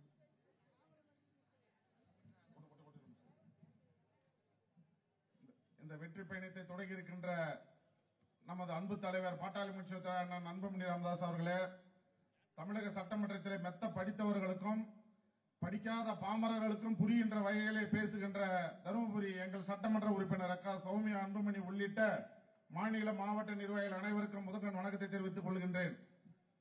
அதாவது நமது தலைவர் அவர்கள் ஒரு விஷயத்தை கையில் எடுத்துட்டா அதை இறுதி வரை ஜெயிக்காம விட மாட்டாரு. இந்த மேகதாது அணையை தடுப்பதிலும் மேகதாது அணையை கட்டாமல் தடுத்து தருமபுரி மாவட்டத்திற்கு இந்த ஏரி குளங்களிலே உபரி நீரை பெற்றுத்தந்து கல்லணை கட்டிய கரிகால் சோழனை போல, முல்லை பெரியாரை கட்டிய ஜான் பென்னி குக்கி போல இந்த காவிரி உபரி நீருக்கு தாயுமாக தந்தையுமாக எங்களது அன்பு தலைவர் அவர்களும் சௌமியா அன்புமணி அவர்களும் காவிரி உபரி நீரை விரைவில் பெற்றுத் தருவார்கள் என்று மகிழ்ச்சியோடு கூறி வாய்ப்புக்கு நன்றி கூறி விடைபெறுகிறேன். நன்றி, வணக்கம். முன்னாள் நாடாளுமன்ற உறுப்பினர் மரியாதைக்குரிய மருத்துவர் செந்தில் அவர்கள். கர்நாடக அரசு மேகதாட்டுவில் அணை கட்டும் முயற்சியை செய்து வருகிறது. அந்த முயற்சியை முறியடிக்க வேண்டும் என்பதற்காக எங்களுடைய தலைவர், பாட்டாளி மக்கள் கட்சியின் தலைவர், தமிழகத்தின் எதிர்காலம் மருத்துவர் அன்புமணி ராமதாஸ் தலைமையில் நடைபெறுகிற இந்த கூட்டத்திற்கு வந்திருக்கும் அனைவருக்கும் இனிய மாலை வணக்கம். இந்த காலகட்டம் உலக வரலாற்றில் ஒரு மிக ஆபத்தான ஒரு காலகட்டத்தை உலகம் கடந்து கொண்டிருக்கிறது. மூன்றாவது உலக போர் என்று ஒன்று நடந்தால் அது நீருக்காகத்தான் நடக்கும் என்கிற எச்சரிக்கையை சூழலியல் வல்லுநர்கள் தந்திருக்கிறாங்க. இன்னைக்கு நாடுகளுக்கு இடையேவும் இந்த மாதிரி மாநிலங்களுக்கு இடையேவும் இருக்கிற நீர் பிரச்சனையை எவ்வளவு விரைவாக தீர்க்க வேண்டுமோ அவ்வளவு விரைவாக தீர்க்க வேண்டும். இந்த மாதமானது இந்திய வரலாற்றில் ஒரு மிக மோசமான ஒரு மாதம். 90 ஆண்டுகளில், அதாவது 1901க்கு பிறகு 120 ஆண்டுகளில் மிக குறைவான மழையை இந்தியா இந்த ஜூன் மாதத்தில் பெற்றிருக்கிறது. வருகிற ஜூலை மாதம் இன்னமும் ஆபத்தாக இருக்கும் என்று சொல்கிறார்கள். ஜூலை மாதத்தில் பெய்ய வேண்டிய மழையில் 94 விழுக்காடு மழை பெய்யாது என்கிற அளவுக்கு அச்சம் இருக்கிறது. இந்த சூழல்ல வறட்சியை எதிர்கொள்ள வேண்டிய நீண்ட தொலைநோக்குள்ள திட்டங்களை எல்லா மாநிலங்களும் திட்டமிட வேண்டும். இந்த சூழலில் ஏற்கனவே தமிழகம் காவிரி தமிழகத்தின் நீர் ஆதாரமாக இருக்கிறது, முக்கிய நீர் ஆதாரமாக இருக்கிறது. அதில் ஒரு அணை கட்டும் முயற்சியை கண்டிப்பாக முறியடிக்க வேண்டும். அதற்காக எங்களுடைய தலைவர் எடுத்திருக்கிற இந்த முயற்சிக்கு தமிழகம் முழுவதும் முழுமையான ஆதரவை தர வேண்டும். பாட்டாளி மக்கள் கட்சி என்பது சூழலியல்ல அக்கறை உள்ள கட்சி, தங்களை ஒரு பச்சை இயக்கம் என்று கருதுகிற ஒரு இயக்கம். அதை மக்கள் புரிந்து கொள்ள வேண்டும். அந்த அளவில் மருத்துவர் அன்புமணியின் இந்த முயற்சிக்கு தமிழகம் முழுவதுமாக துணை இருக்க வேண்டும் என்று கேட்டு விடைபெறுகிறேன். நன்றி, வணக்கம். சட்டமன்றத்தில் தனது சிறந்த உரையின் மூலமாக கோடிக்கணக்கான உள்ளங்களை கவர்ந்த நன்மதிப்பை பெற்ற சட்டமன்ற குழுவினுடைய தலைவர், பசுமை தாயத்தின் தலைவர், தருமபுரி சட்டமன்ற உறுப்பினர் பெருமதிப்புக்குரிய முனைவர் சௌமியா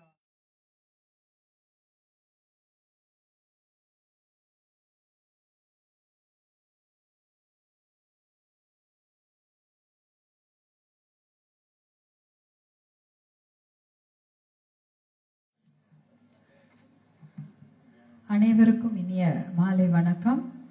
தருமபுரி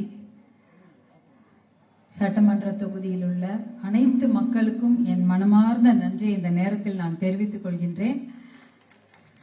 மேடையில் அமர்ந்திருக்கும் பெரியவர்களுக்கும் மேடைக்கு கீழே அமர்ந்திருக்கும் என் அன்பு பெரியவர்களுக்கும் என் மனமார்ந்த நன்றிகள். நான் தருமபுரி சட்டமன்ற உறுப்பினராக தேர்ந்தெடுக்கப்பட்டு தமிழ்நாடு சட்டப்பேரவையில் என்னுடைய குரல் அங்க ஒலிக்குதுன்னா அதற்கு காரணமே நீங்க தான். உங்களுக்கு தான் என்னுடைய முதல் நன்றி. அதற்கு நான் என்றென்றும் நன்றி கடன் பட்டிருக்கின்றேன். உங்களுடைய குரலா தான் நான் அங்க ஒலிக்கிறேன். நீங்க என்ன சொன்னீங்களோ என்கிட்ட அதை தான் நான் அங்க போய் சொல்றேன். ஏன்னா அந்த வாய்ப்பை ஏற்படுத்தி தந்த அனைத்து நல்ல உள்ளங்களுக்கும், தருமபுரி சட்டமன்ற தொகுதிக்கு உட்பட்ட அனைத்து நல்ல உள்ளங்களுக்கும் என் மனமார்ந்த நன்றிகளை இந்த நேரத்தில் தெரிவித்துக் கொள்கின்றேன். மேகதாட்டு அணை, அந்த மேகதாட்டு அணை எங்கேயோ இருக்கு. தர்மபுரிக்கும் நமக்கும் சம்பந்தம் இருக்குதா? மேகதாட்டு அணை எங்க இருக்கு? 60 கிலோமீட்டர். அதுக்கு பக்கம் நம்ம போக கூட போறது இல்லை. ஒகேனக்கலுக்கு போயிட்டு வந்தாலும் வேலை முடிஞ்சது. ஆனா யாரும் அந்த பக்கம் கூட போறது இல்லை. இன்னைக்கு நாங்க போயிட்டு வந்தோம் பிலிகுண்டு. அங்கதான் தண்ணி முதல்ல வருது. காவிரி தாய் அது வழியாதான் வராங்க. அவங்க எத்தனை கிலோமீட்டர் பயணம் பண்றாங்க, எவ்வளோ தண்ணி, மழை தண்ணி நம்ம தமிழ்நாட்டுக்குள்ள வருதுன்னு அங்கதான் காஜ் ஸ்டேஷன் வச்சு கண்டுபிடிக்கிறாங்க. அப்படி அந்த பெலிகுண்டு நாங்க போயிருந்தோம். அங்க குடும்பமாக சுற்றுலாலாம் வருவாங்கன்னு சொன்னாங்க. அப்படிலாம் யாரும் வரல. ஏன்னா அங்க தண்ணியே இல்லை. அவ்வளோ தண்ணி ஓடிக்கொண்டிருந்த இடத்துல இப்ப தண்ணி இல்ல. தண்ணி இல்லாம இருக்கும்போது ஏன் யாரும் சுற்றுலா வர போறாங்க? யாரும் வரப்போறதில்ல. அங்க யாருமே இல்ல. அப்படிதான் இருந்தது அந்த இடம். அவ்வளவு பரிதாபமாக இதுதான் காவிரி என்று காட்டுகிறார்கள். ஏதோ நடுவுல ஏதோ பச்சையா அழுக்கா கொஞ்சோண்டு தண்ணி பாச கூட இல்ல. பாசம் இருக்க தண்ணியே இல்லையா? அப்புறம் எங்க இருந்து மத்ததெல்லாம்? அப்படிதான் அங்க தண்ணி ஓடிட்டு இருக்கு. தண்ணி இல்லாத இடத்துலதான் போய் காவிரிக்கு நடுவுல நின்னு பேட்டி கொடுத்துக்கிட்டு வருகிறோம். இப்படிதான் இருந்தது காவிரி. அங்கதான் மேகேதாட்டு அங்க அணை கட்ட போறாங்க 4 கிலோமீட்டர் தூரத்துல. தருமபுரி மக்களுக்கு என்ன எந்த பாதிப்பும் வரப்போறது இல்லையா? கண்டிப்பாக மிகப்பெரிய பாதிப்பு தர்மபுரி மாவட்ட மக்களுக்கு தான் வரப்போகுது. மேகதாட்டு அணை கட்டுனாங்கன்னா, நாளைக்கு மேகதாட்டு அணை கட்டுனாங்கன்னா ஒரு சொட்டு தண்ணி கூட தர்மபுரி மாவட்டத்துக்கு குடிக்கிறதுக்கு கூட இருக்காது. இன்றைக்கே நான் நன்றி சொல்ல போகிற இடத்துல எல்லாம் பெரிய பிரச்சனை தண்ணீர் பிரச்சனை தான். முன்னாடியாவது தண்ணீர் கொஞ்சம் ஒரு குடம் அரை குடமாவது தலைக்கு வந்துட்டு இருந்தது. இப்ப அது கூட வரல. எல்லாரும் டேங்க கட்டுங்கன்னு கேக்குறாங்க. டேங்க கட்டிட்டு உள்ள தண்ணியை விட முடியலன்னா என்ன பண்ண முடியும்? வெறும் காலி டேங்க் தான் இருக்கும். டேங்க கட்டினா கூட உள்ள தண்ணி வரணும்ல. தண்ணி இல்ல. அந்த தண்ணி எங்க இருந்து வருது? காவிரி ஆத்துல இருந்து வருது. அது நம்மளுடைய தண்ணி. நீங்க அணையே இல்லைன்னா என்ன வரும்? மெல்லமா குடகுல இருந்து இறங்கி அது மேட்டூர் கிட்ட வரும், அப்புறம் தர்மபுரி வரும், கிருஷ்ணகிரி வரும், நம்ம ஊருக்குலாம் வந்திருக்கோம். நீங்க அணைய கட்டி கர்நாடகால 4 அணை 5 அணை கட்டி எல்லா தண்ணியும் அங்கேயே நிறுத்திக்கிட்டாங்க. நீங்க சாதாரணமா விட்டுருந்தாலே காவிரி தண்ணி நம்ம ஊருக்கு வந்திருக்கும். நம்ம எல்லாம் வீட்டுல இருந்து அங்க ஆறு குளத்துல தான் அதை எடுத்துன்னு போயிருப்போம். ஆனா எல்லாவற்றையும் அங்கேயே தடுத்து விட்டார்கள். நமக்கு ஒரு சொட்டு தண்ணி கூட இல்ல. அவங்க மனசு இறங்கி என்னைக்காவது அவங்க வெள்ள நீர் இருக்குல்ல, வெள்ளம் அதாவது அதிகப்படியான நீர் அவங்க அணையில கொள்ளளவு அதிகப்படியா ஆயிடுச்சு. இதுக்கு மேல அணையில அந்த நீரை தேக்கி வச்சா அணை உடஞ்சிடும் அப்படின்னாதான் அந்த தண்ணியை நமக்கு கொடுப்பாங்க. மாசம் மாசம் ஒரு அட்டவணை போட்டு தண்ணீர் கொடுக்க வேண்டும் என்ற சட்டம் இருக்கிறது. மாசம் 24 டிஎம்சி 28 டிஎம்சி 32 டிஎம்சி அளவு இருக்கிறது. ஆனா அதை பற்றி சிறிதும் கவலைப்படாமல் அந்த ஷெட்யூல்ல பாக்கறதே இல்ல. ஒரு வருஷம் கூட அந்த மாதிரி தண்ணிய நமக்கு காவிரி நீர் வரவே இல்லை. இப்போது இந்த மேகதாட்டு அணை கட்டிட்டா 185 டிஎம்சி அவங்களே புடிச்சு வச்சுக்குவாங்க. நமக்கு ஒரு 10 டிஎம்சி 20 டிஎம்சி 50 டிஎம்சி இப்ப கொடுக்கற எந்த டிஎம்சி தண்ணியும் வராது. 177 டிஎம்சி 25 டிஎம்சி தண்ணி நமக்கு தரணும். அந்த தண்ணியே கொடுக்க மாட்டாங்க. அப்ப என்ன ஆயிடும்? தர்மபுரி மாவட்டத்துல ஒரு சொட்டு தண்ணி குடிக்க இருக்காது. இதை விட அதிகமான ஒரு குடிநீர் பிரச்சனை ஏற்பட்டு விடும். கிராமத்துல விவசாயிகளுக்கு மட்டும்தான் பிரச்சனை இல்ல, எல்லாருக்குமே பிரச்சனை. நம்ம நினைச்சுட்டோம் இது விவசாய பிரச்சனை, பச்சை துண்டு போட்டிருக்கனால இது வெறும் விவசாயிகள் பிரச்சனைன்னு எல்லாம் நம்பிடாதீங்க. இது முழு தமிழ்நாட்டுடைய பிரச்சனை. மொத்த தமிழ்நாட்டுக்கும் தண்ணி இல்லாம போயிடும். இதனால் பெரிய பிரச்சனை ஓடிட்டு இருக்குது. இதை மறக்கவே கூடாது. இது எல்லாரும் ஞாபகம் வச்சுங்க. எல்லாரும் இதுக்கு ஒத்துழைக்கணும். எல்லாருமே இந்த பிரச்சனைக்கு குரல் கொடுக்கணும், கை கோர்க்கணும், ஒன்னா வரணும். அதுதான் முக்கியமான ஒரு விஷயம். ஒரு கூட்டத்தை அழிக்கணும் அப்படின்னா என்ன பண்ணலாம் யோசிச்சு பாருங்க. ஒரு கூட்டம் இருக்கு, அந்த கூட்டத்தை எப்படி அழிப்பாங்க? துப்பாக்கி குண்டு வச்சோ கத்தி வச்சோ கொண்டுட்டா அந்த கூட்டம் போர்ல இறந்துரும் இல்லையா? ஒரு போர் வந்தா ஒரு கும்பல் ஒரு நாடு இருக்கு, இன்னொரு நாடு இருக்கு, அவங்க சண்டை போடுறாங்க அப்படின்னா அந்த போர் மூலமாக அந்த நாட்டை அழித்து விடலாம். அடுத்தது கெமிக்கல் வார்ஃபேர்னு சொல்லுவாங்க. கெமிக்கல் வார்ஃபேர்னா இந்த அதாவது அணுகுண்டு மாதிரி ஏதாவது ஒண்ணு போட்டு அந்த ஊரை அழித்து விடலாம். மூன்றாவது என்ன தெரியுமா? பசி பட்டினி போட்டு அந்த கூட்டம் அந்த மக்களை அழித்து விடலாம். பசியாலும் பஞ்சத்தாலும் பட்டினி போட்டாலே அந்த ஊரே செத்து போயிடும். அப்படிப்பட்ட ஒரு மிகப்பெரிய இனப்படுகொலைக்கான ஒரு திட்டம் தான் இந்த மேகதாட்டு அணை கட்டுகின்ற திட்டம். ஏன் தெரியுங்களா? மேகதாட்டு அணை கட்டிவிட்டால் நமக்கு விவசாயத்துக்கும் தண்ணி இருக்காது, குடிப்பதற்கும் தண்ணி இருக்காது. விவசாயத்துக்கு தண்ணி இல்லைன்னா என்ன ஆகும்? டெல்டா மாவட்டம் மட்டும் தான் பாதிக்கப்படும் என்று நினைக்கிறீர்களா? வெறும் மயிலாடுதுறை, திருவாரூர், தஞ்சாவூர், நாகப்பட்டினம், அப்புறம் கடலூர், இது மாதிரி இவங்க தான் பாதிக்கப்படுவாங்க. நமக்கெல்லாம் ஒரு பிரச்சனையும் இல்லைன்னு நினைக்கிறீங்களா? தப்பு. அங்கதான் விவசாயம் இருக்கிறது, அங்கதான் நெல் விளைகிறது, அங்கதான் அதிகமாக நம்ம சாப்பிடுற சாப்பாடு மொத்தமும் டெல்டா பகுதியில இருந்து வருது. அப்ப அந்த டெல்டா பகுதியில இருந்து வரக்கூடிய அந்த சாப்பாடு இல்லைன்னா எப்படி போய் சாப்பிடுவோம்? அப்ப அம்மாக்களை உங்களெல்லாம் கேட்கிறேன், பெண்கள் உங்களெல்லாம் கேட்கிறேன், நம்ம குழந்தைங்களுக்கு என்ன சாப்பாடு போடுவோம்? என்ன சாப்பாடு பசின்னு வந்தா என்ன கொடுக்க முடியும்? அரிசி பருப்பு இல்லைன்னா என்ன பண்ணுவீங்க? அதே போலதான் தண்ணி, குடிக்கிறதுக்கே தண்ணி வராதுன்னு சொல்லிட்டு இருக்கிறேன். சென்னை கூட காவிரி தண்ணீரை நம்பிதான் இருக்கிறது.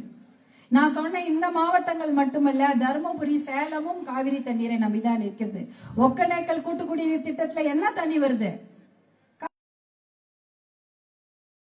அம்மா காவிரி தண்ணி கொண்டு வந்து விடுங்க அப்படின்னு சொல்றீங்க. எது அந்த காவிரி தண்ணி வரணும்னா இந்த மேகதாட்டு அணை கட்டப்படக்கூடாது. அதே போல காவிரி உபரிநீர் திட்டத்துக்கு தான் இவ்வளவு பெரிய போராட்டம். எத்தனை அமைச்சர்களை போய் பார்த்தாச்சு, எத்தனை முதலமைச்சர்களை போய் பார்த்தாச்சு. எதுக்கு? காவிரி உபரிநீர் திட்டத்தை தர்மபுரிக்கு கொண்டு வர வேண்டும் என்று எத்தனையோ போராட்டங்கள், எத்தனையோ கோரிக்கைகள் எல்லாம் வைத்து விட்டோம். இன்றைக்கு காவிரி உபரிநீர் திட்டம் வர வேண்டும்னா முதல்ல காவிரி வரணும். அப்ப மேகதாட்டு கட்டிட்டு அந்த தண்ணி எங்க இருந்து வரும்? வரவே வராது. அது இது தர்மபுரி மாவட்ட பிரச்சனை மட்டுமல்ல, சேலம் மாவட்ட பிரச்சனை மட்டுமல்ல, ஒட்டுமொத்த தமிழ்நாட்டு மக்களின் பிரச்சனை. குடிக்கவே தண்ணீர், சென்னையில கூட தண்ணீர் பற்றாக்குறை மிக அதிகமாக தலை விரித்து ஆடும். அதனால இது எல்லா மக்களும் ஒன்று சேர வேண்டும். இது உங்க பிரச்சனை, என் பிரச்சனை, விவசாயிகள் பிரச்சனை அப்படின்னு எல்லா மக்களும் ஒன்று சேர்ந்தாதான். யாருக்கோ நடக்குது, அவங்க யாரோ போராட்டம் பண்ணிட்டு போவாங்க. பாட்டாளி மக்கள் கட்சி போராட்டம் பண்ணுவாங்க, விவசாய சங்கங்கள் போராட்டம் செய்வார்கள், யார் யாரோ சட்டமன்றத்துல தீர்மானம் நிறைவேற்றுவார்கள். அதனால நமக்கு என்ன வந்ததுன்னு யாரும் சும்மா இருந்துட முடியாது. ஏன்னா இது அனைவருக்குமான பிரச்சனை. அதை விட இன்னொரு மிகப்பெரிய பிரச்சனை பாத்தீங்கன்னா, இந்த 12,500 ஏக்கர்ல தான் தண்ணிய ஸ்டோர் பண்ண போறாங்க. இவ்வளவு தண்ணி, 60 TMC தண்ணி எங்க தேக்கி வைக்க முடியும்? 70 TMC தண்ணிய கிட்டத்தட்ட 12,500 ஏக்கர் நிலப்பரப்புல தேக்கி வைக்க போறாங்க. அந்த 12,500 ஏக்கர் நிலப்பரப்புல என்ன இருக்கு? காடுகள் இருக்கிறது. அந்த காட்டுல யார் இருக்காங்க? புலி இருக்கிறது, கரடி இருக்கிறது, யானைகள் இருக்கிறது. இந்த யானை புலிலாம் என்ன பண்ணுங்களா? ஒரு ஊரா போகுமா. அதாவது யானை வழித்தடம் இருக்கு. யானையோட எலிபென்ட் காரிடர்னு ஒண்ணு இருக்கு. அதாவது தமிழ்நாடு, ஆந்திரா, கர்நாடகா இதெல்லாம் அதுங்க சுத்தி வருங்க. நீங்க இந்த தண்ணிக்குள்ள இந்த மேகதாட்டு அணையை கட்டிவிட்டால் அந்த காவேரி ஓடுது இல்லையா, அந்த காவேரி ஓடுறதுக்கு இந்த பக்கமும் அந்த பக்கமும் இருக்கிற காடுகள் அனைத்தும் தண்ணீர்ல மூழ்கி விடும். அதுல 3 சரணாலயங்கள் இருக்கிறது. காவேரி வனவிலங்குகள் சரணாலயம், மாதேஸ்வரன் மலை சரணாலயம், அதே போல பிலிகிரி ரங்கநாத சுவாமி கோவில், புலிகள் காப்பகம்னு இத்தனை சரணாலயங்கள் இருக்குது. அதுல இருக்கக்கூடிய அத்தனை மிருகங்களும் தண்ணீர்ல மூழ்கி இறந்து விடும். மரங்கள் 300 வருடம் பழமையான மரங்கள், 12,500 ஏக்கர்ல அவ்வளோ மரங்கள் இருக்கு. அவையும் தண்ணீரில் மூழ்கிவிடும். அப்புறம் எங்க இருந்து மழை வரும்? மரம் இல்லைன்னா மழை வருமா? வராது. அப்ப அந்த காவிரி நீர் அந்த பகுதியே பாலைவனமாகிடும். நமக்கு அதுக்கு மேல தமிழ்நாடு, அதற்கு மேல பெரிய பாலைவனமாகிடும். இதுக்கெல்லாம் ஒரே தீர்வு. இது என்னன்னா, இது நம்ம சொல்றோம் இல்லையா, தமிழ் இனத்துக்கான ஒரு படுகொலை. தமிழர்களை பட்டினி போட்டு தண்ணீருக்காக அவர்களை அல்லாட வைத்து அவர்களை கொல்வதற்கான ஒரு விஷயம் தான் மேகதாட்டு அணை கட்டுவது என்பது.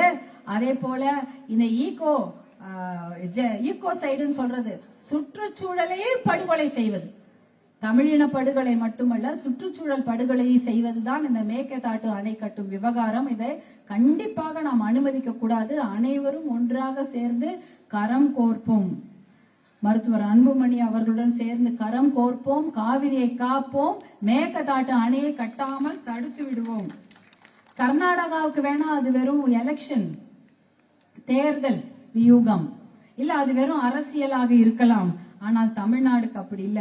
அது நம்முடைய சர்வைவல், நம்ம உயிர் வாழறதுக்கு வேண்டிய அத்தனை விஷயம் அந்த காவிரி தாயில தான் இருக்குது.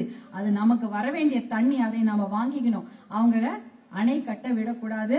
இது எல்லாரும் ஞாபகம் வச்சுங்க.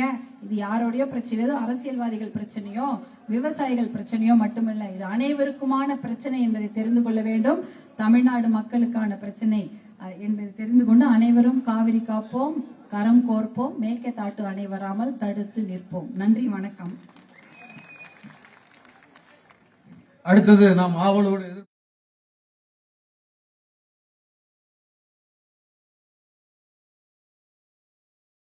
தலைவர் பெரும் மதிப்புமிக்க மருத்துவர் அன்புமணி ராமதாஸ் அவர்கள் சிறப்புரையாற்றுகிறார்.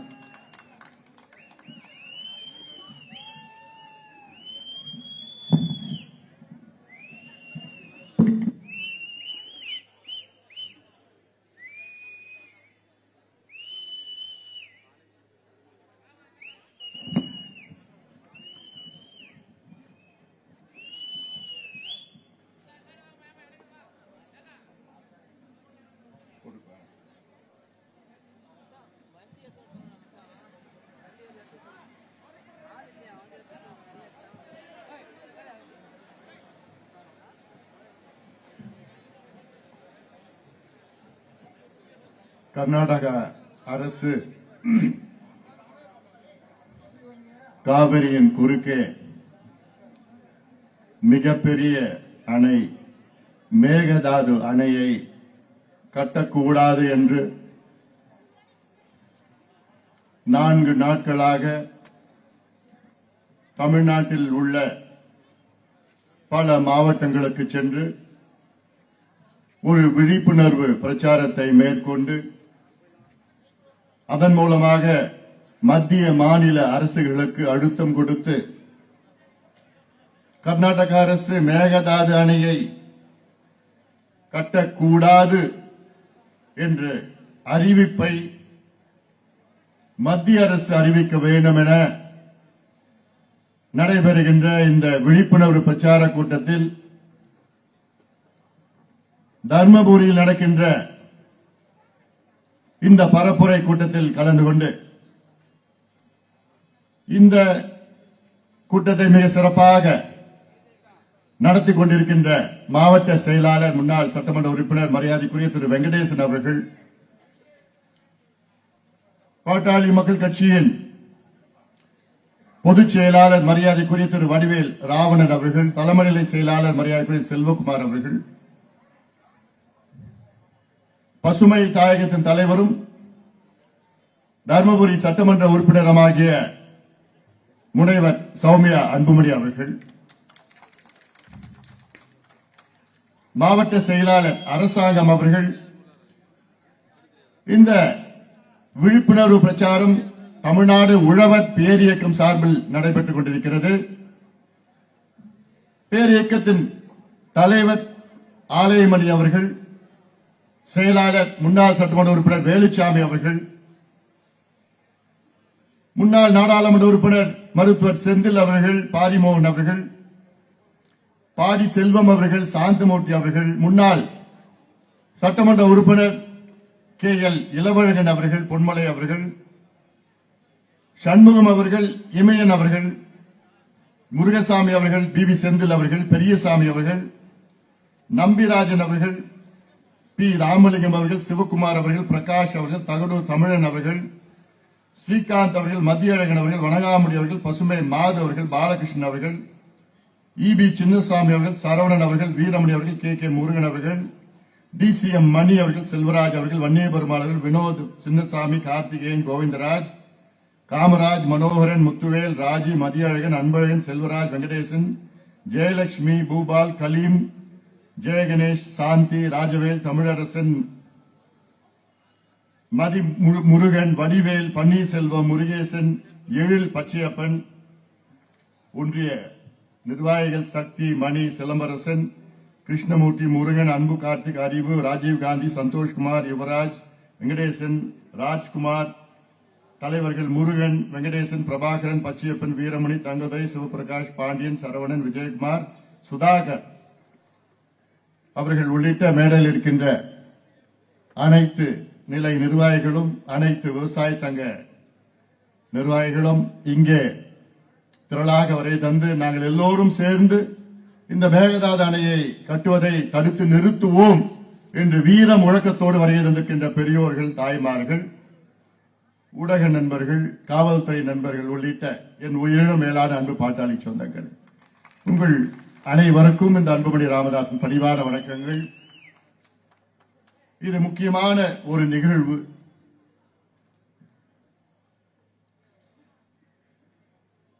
இந்த பிரச்சனை எனக்கு முன்பு பேசிய முனைவர் சௌமியா அன்புமணி அவர்கள் சொன்னது போன்று காவிரி பிரச்சனை என்றால் இது காவிரி டெல்டா பிரச்சனை என்று ஒரு சிலர் பேசிக் கொண்டிருக்கின்ற ஒரு சூழல். இது டெல்டா பிரச்சனை மட்டுமல்ல, இது தமிழ்நாட்டின் உயிர் நாடி பிரச்சனை. தமிழ்நாட்டில் உள்ள 8 கோடி மக்களில் 5.5 கோடி மக்கள் காவிரியை நம்பியிருக்கின்றார்கள். தமிழ்நாட்டில் உள்ள 38 மாவட்டங்களில் 28 மாவட்டம் காவிரியை நம்பியிருக்கிறது. சென்னை உட்பட, சென்னையிலே 1 கோடி மக்கள் வாழ்ந்து கொண்டிருக்கின்றார்கள். அவர்களும் காவிரியை நம்பியிருக்கின்றார்கள். வீராணம் மூலமாக அவர்களுக்கு நீர் செல்கிறது குடிப்பதற்கு. இதில் அதிக பாதிப்பு நம்ம மாவட்டம் தர்மபுரி மாவட்டம். இது பல பேருக்கு தெரியாது. எனக்கு என்னப்பா காவிரி கர்நாடகா அங்க டேம் கட்டிட்டா அது டெல்டாவில் தானே விவசாயிகள் பாதிப்பு தானே, விவசாய பிரச்சனை தான் இல்ல. அதிக பாதிப்பு தர்மபுரி மாவட்டத்தில் உங்களுக்கு தான் பாதிப்பு, நமக்கு தான் பாதிப்பு. எப்படி பாதிப்பு? இன்னைக்கு காலையில நாங்க போனோம், பில்லிகுண்டுல போனோம். பில்லிகுண்டுனா அங்கதான் காவிரி தமிழ்நாட்டுக்கு உள்ள வர பகுதி, அது கிருஷ்ணகிரி மாவட்டத்தில் இருக்கு. அதனால அங்க போய் பார்வையிட்டோம். இன்னைக்கு ஜூலை 1ஆம் தேதி. ஜூலை 1ஆம் தேதி சாதாரணமா நீங்க அங்க போனீங்கன்னா 2 கரையில அப்படியே தண்ணி ஓடும், வெள்ளமா ஓடும். ஆனா இன்னைக்கு நாங்க காவிரி ஆத்துல நடுவுல நின்னு பேட்டி கொடுத்தோம். ஒரு கொஞ்சோண்டு தண்ணி போயிட்டு இருக்கு. அந்த தண்ணி என்ன தண்ணி தெரியுமா? கழிவு நீர். கர்நாடகா டேம்ல விட்ட தண்ணி கிடையாது. அங்க சும்மா அந்த கழிவு தண்ணி எல்லாம் சேர்ந்து அங்க ஓடி இப்ப வந்து மேட்டூருக்கு போயிட்டு இருக்கு. கழிவு நீர் வருது. இது ஜூலை 1ஆம் தேதி. ஆண்டுதோறும் ஜூன் 12ஆம் தேதி மேட்டூர் அணையை அரசு திறப்பார்கள். காரணம் டெல்டாவிலே சாகுபடி இருக்கும், குறுவை சாகுபடி டெல்டாவில். டெல்டா மட்டும் இல்ல, டெல்டானா இது ஒரு பெரிய பகுதி. டெல்டானா பாத்தீங்கன்னா திருச்சி மாவட்டம், புதுக்கோட்டை மாவட்டம், அரியலூர் மாவட்டம், கடலூர் மாவட்டம் எல்லாமே பாதி. தஞ்சை, திருவாரூர், நாகை, மயிலாடுதுறை என்ற முழு மாவட்டங்கள். இதுல குறுவை சாகுபடி. ஆனா 7 ஆண்டுகளுக்கு பிறகு 7 ஆண்டுகளாக ஆண்டுதோறும் ஜூன் 12ஆம் தேதி மேட்டூர் அணை திறக்கப்பட்டது. ஆனா இந்த ஆண்டு திறக்கல. மேட்டூர் அணை தண்ணி இல்லை. மேட்டூர் அணையுடைய கொள்ளளவு 93 டிஎம்சி. ஆனா இன்னைக்கு இருக்கிறது 40 டிஎம்சி தான். அந்த 40 டிஎம்சியும் நான் சொன்ன பல மாவட்டங்களுக்கு குடிநீருக்காக வைத்திருக்கின்றோம். விவசாயத்துக்கு தண்ணி கிடையாது.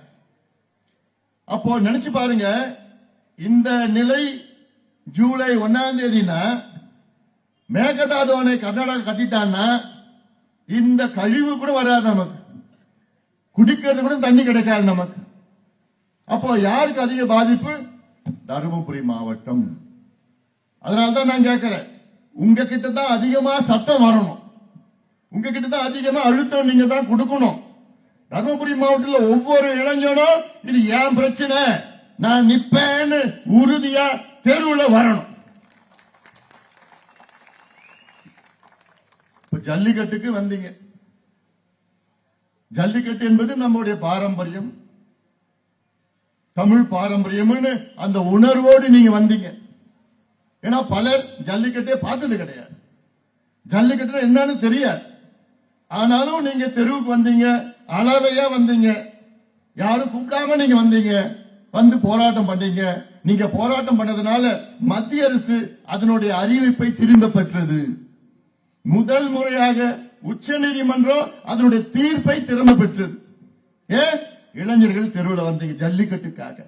ஆனா இந்த பிரச்சனை, மேகதாது பிரச்சனை உங்களுடைய பிரச்சனை, நீங்கள் பாதிக்கின்ற, நீங்கள் நேரடியாக பாதிக்கின்ற பிரச்சனை. நீங்கள் என்றால் நீங்க, உங்க பிள்ளைங்க, உங்க பேர பிள்ளைங்க, உங்க வருங்கால சந்ததியினர்கள் காலகாலமாக பாதிக்கப்படுவார்கள்.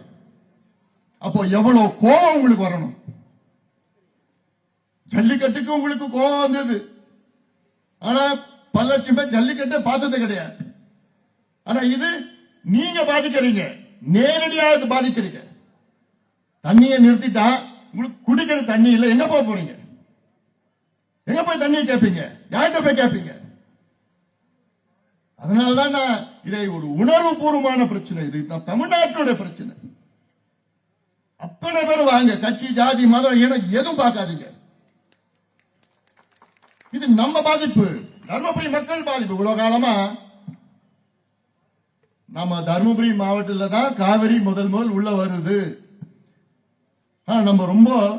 நம்ம மாவட்டம் பாத்தீங்கன்னா இயற்கை நமக்கு கொடுத்த வரம். என்ன வரம்? காவிரி நம்ம மாவட்டத்தில் வழியா போகுது, தென்பெண்ணை நம்ம மாவட்டத்தில் வழியா போகுது. ஆனா நமக்கு சாபக்கேடுன்னா ரெண்டுத்தையும் அனுபவிக்க முடியாது. அதான் நமக்கு சாபம். பார்க்கலாம், குடிக்க முடியாது. 30 ஆண்டுகளுக்கு முன்பு 30 ஆண்டுகளுக்கு முன்பு இந்த மாவட்டத்தில் உள்ள அத்தனை பேரும் ஒகேனக்கல் நீங்க போவீங்க. எதுக்கு போவீங்க ஒகேனக்கலுக்கு? சுற்றுலா தலம். அப்பா ஒகேனக்கல் வா நம்ம போகலாம். ஒகேனக்கல்ல போயிட்டு அங்க என்ன பண்ணுவீங்க? மாலிஷ், அதுக்கப்புறம் அரைச்சு விட்ட மீன் குழம்பு சாப்பிட்டுட்டு ஜாலியா சாப்பிட்டுட்டு நீங்க வந்துடுவீங்க. அது ஒகேனக்கல் உங்களுக்கு 30 ஆண்டுகளுக்கு முன்பு அது சுற்றுலா தலமா தான் உங்களுக்கு தெரிஞ்சது. ஆனால் 30 ஆண்டுகளுக்கு முன்பு நம்முடைய மருத்துவர் ஐயா அவர்களும் சரி, பாட்டாளி கட்சியும் சரி, இது நம்முடைய வாழ்வாதாரம், ஒகேனக்கல் என்பது நம்முடைய வாழ்வாதாரம் என்று எத்தனை போராட்டங்கள், ஆர்ப்பாட்டம், மனித சங்கிலி, எத்தனையோ கேச போட்டு அதன் பிறகு ஆட்சியாளருக்கு கொஞ்சம் இறக்கம் வந்துச்சு நம்ம மேல. என்ன இறக்கம்? நம்ம ஊர் வழியா போற தண்ணிய நமக்கு பெரிய மனசு பண்ணி குடிக்கிறதுக்கு கொஞ்சம் கொடுத்திருக்கிறாங்க. அதான் ஒகேனக்கல் கூட்டு குடிநீர் திட்டம்.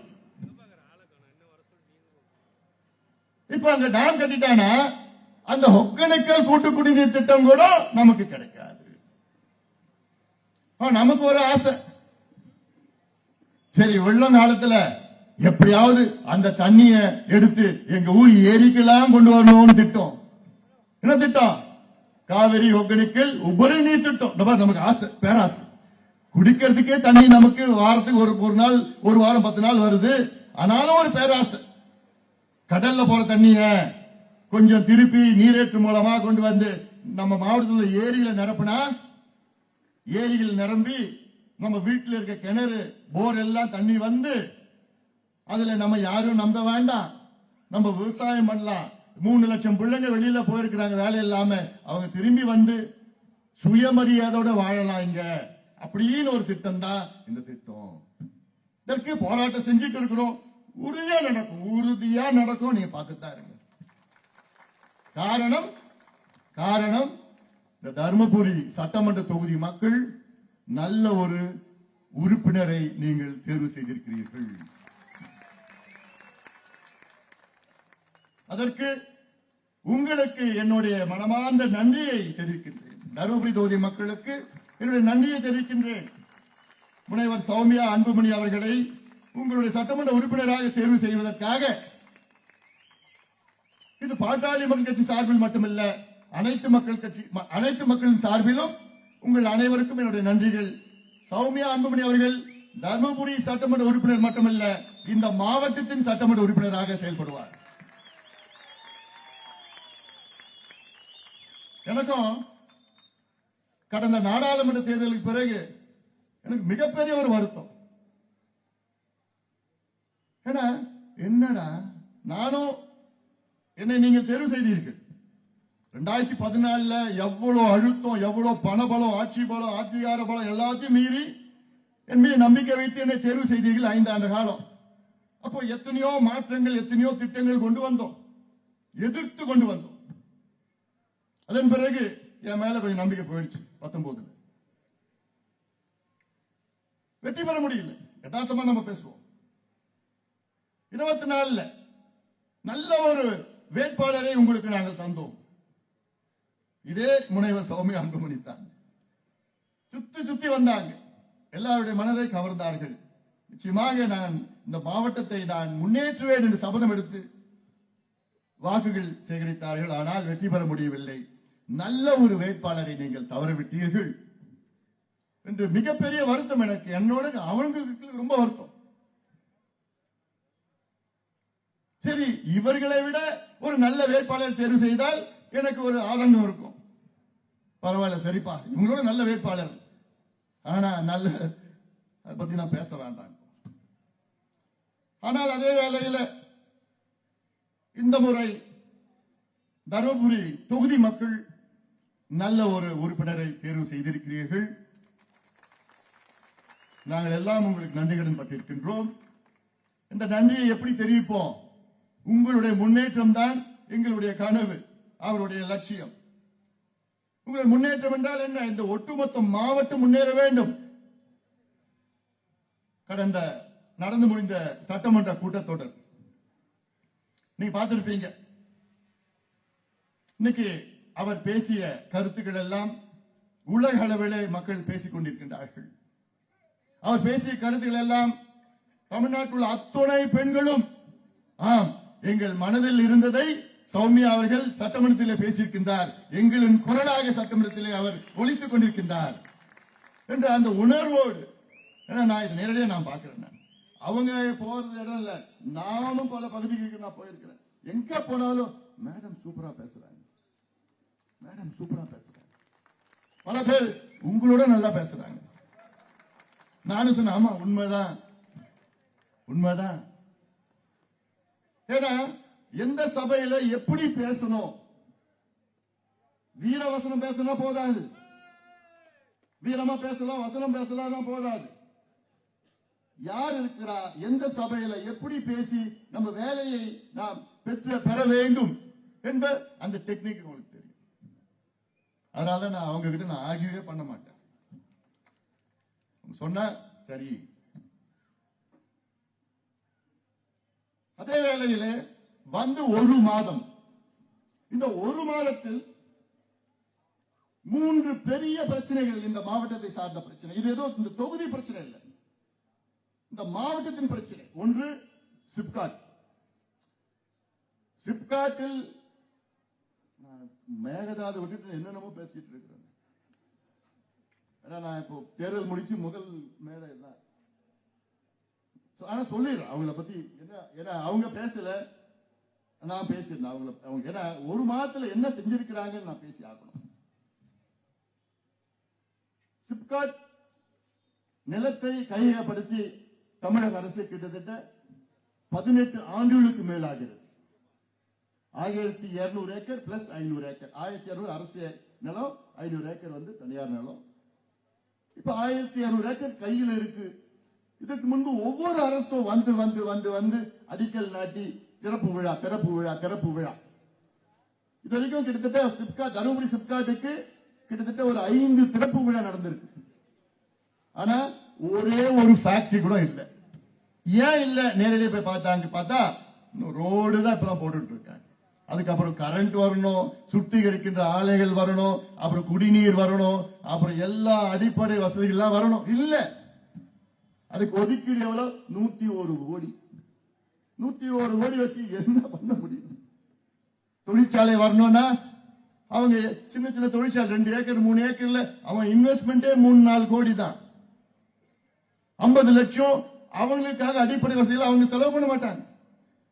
அதனால்தான் சட்டமன்றத்துக்குள்ளே பேசி பிறகு இங்கே தொழில்துறை அமைச்சர் கீர்த்தனா அந்த அம்மா போன்ல தொடர்பு கொண்டு, ஐயோ நான் ஊருக்கு போயிட்டு நான் வந்து உங்களை பாக்குறேன், நீங்க என்ன சொல்ல நான் வரேன் அப்படின்னு போய் சந்திச்சு இந்த சிப்காட்டுக்கு அவங்க அடுத்த சில நாட்களில் இல்ல சில ஒரு 2 வாரங்களில் நான் நேரடியாக நான் தருமபுரி வரேன், வந்து நீங்க என்னென்ன அடிப்படை வசதிகளை கேட்கின்றீர்களோ அத்தனையும் அங்கேயே நான் கையெழுத்து போட்டு கொடுக்கிறேன் உறுதியா. அதன் பிறகு எங்க வேலையும் இருக்கு. தொழிற்சாலைகள் அங்கங்கே இருக்கின்ற தொழிற்சாலைகள் அவங்க கிட்ட பேசி, முதலாளிகிட்ட பேசி தருமபுரிக்கு வாங்க, தருமபுரிக்கு வாங்க. வந்தால் லட்சக்கணக்கான 1000கணக்கான இளைஞர்களுக்கு வேலை கிடைக்கும். அடுத்தது மொரப்பூர் தருமபுரி ரயில்வே திட்டம்.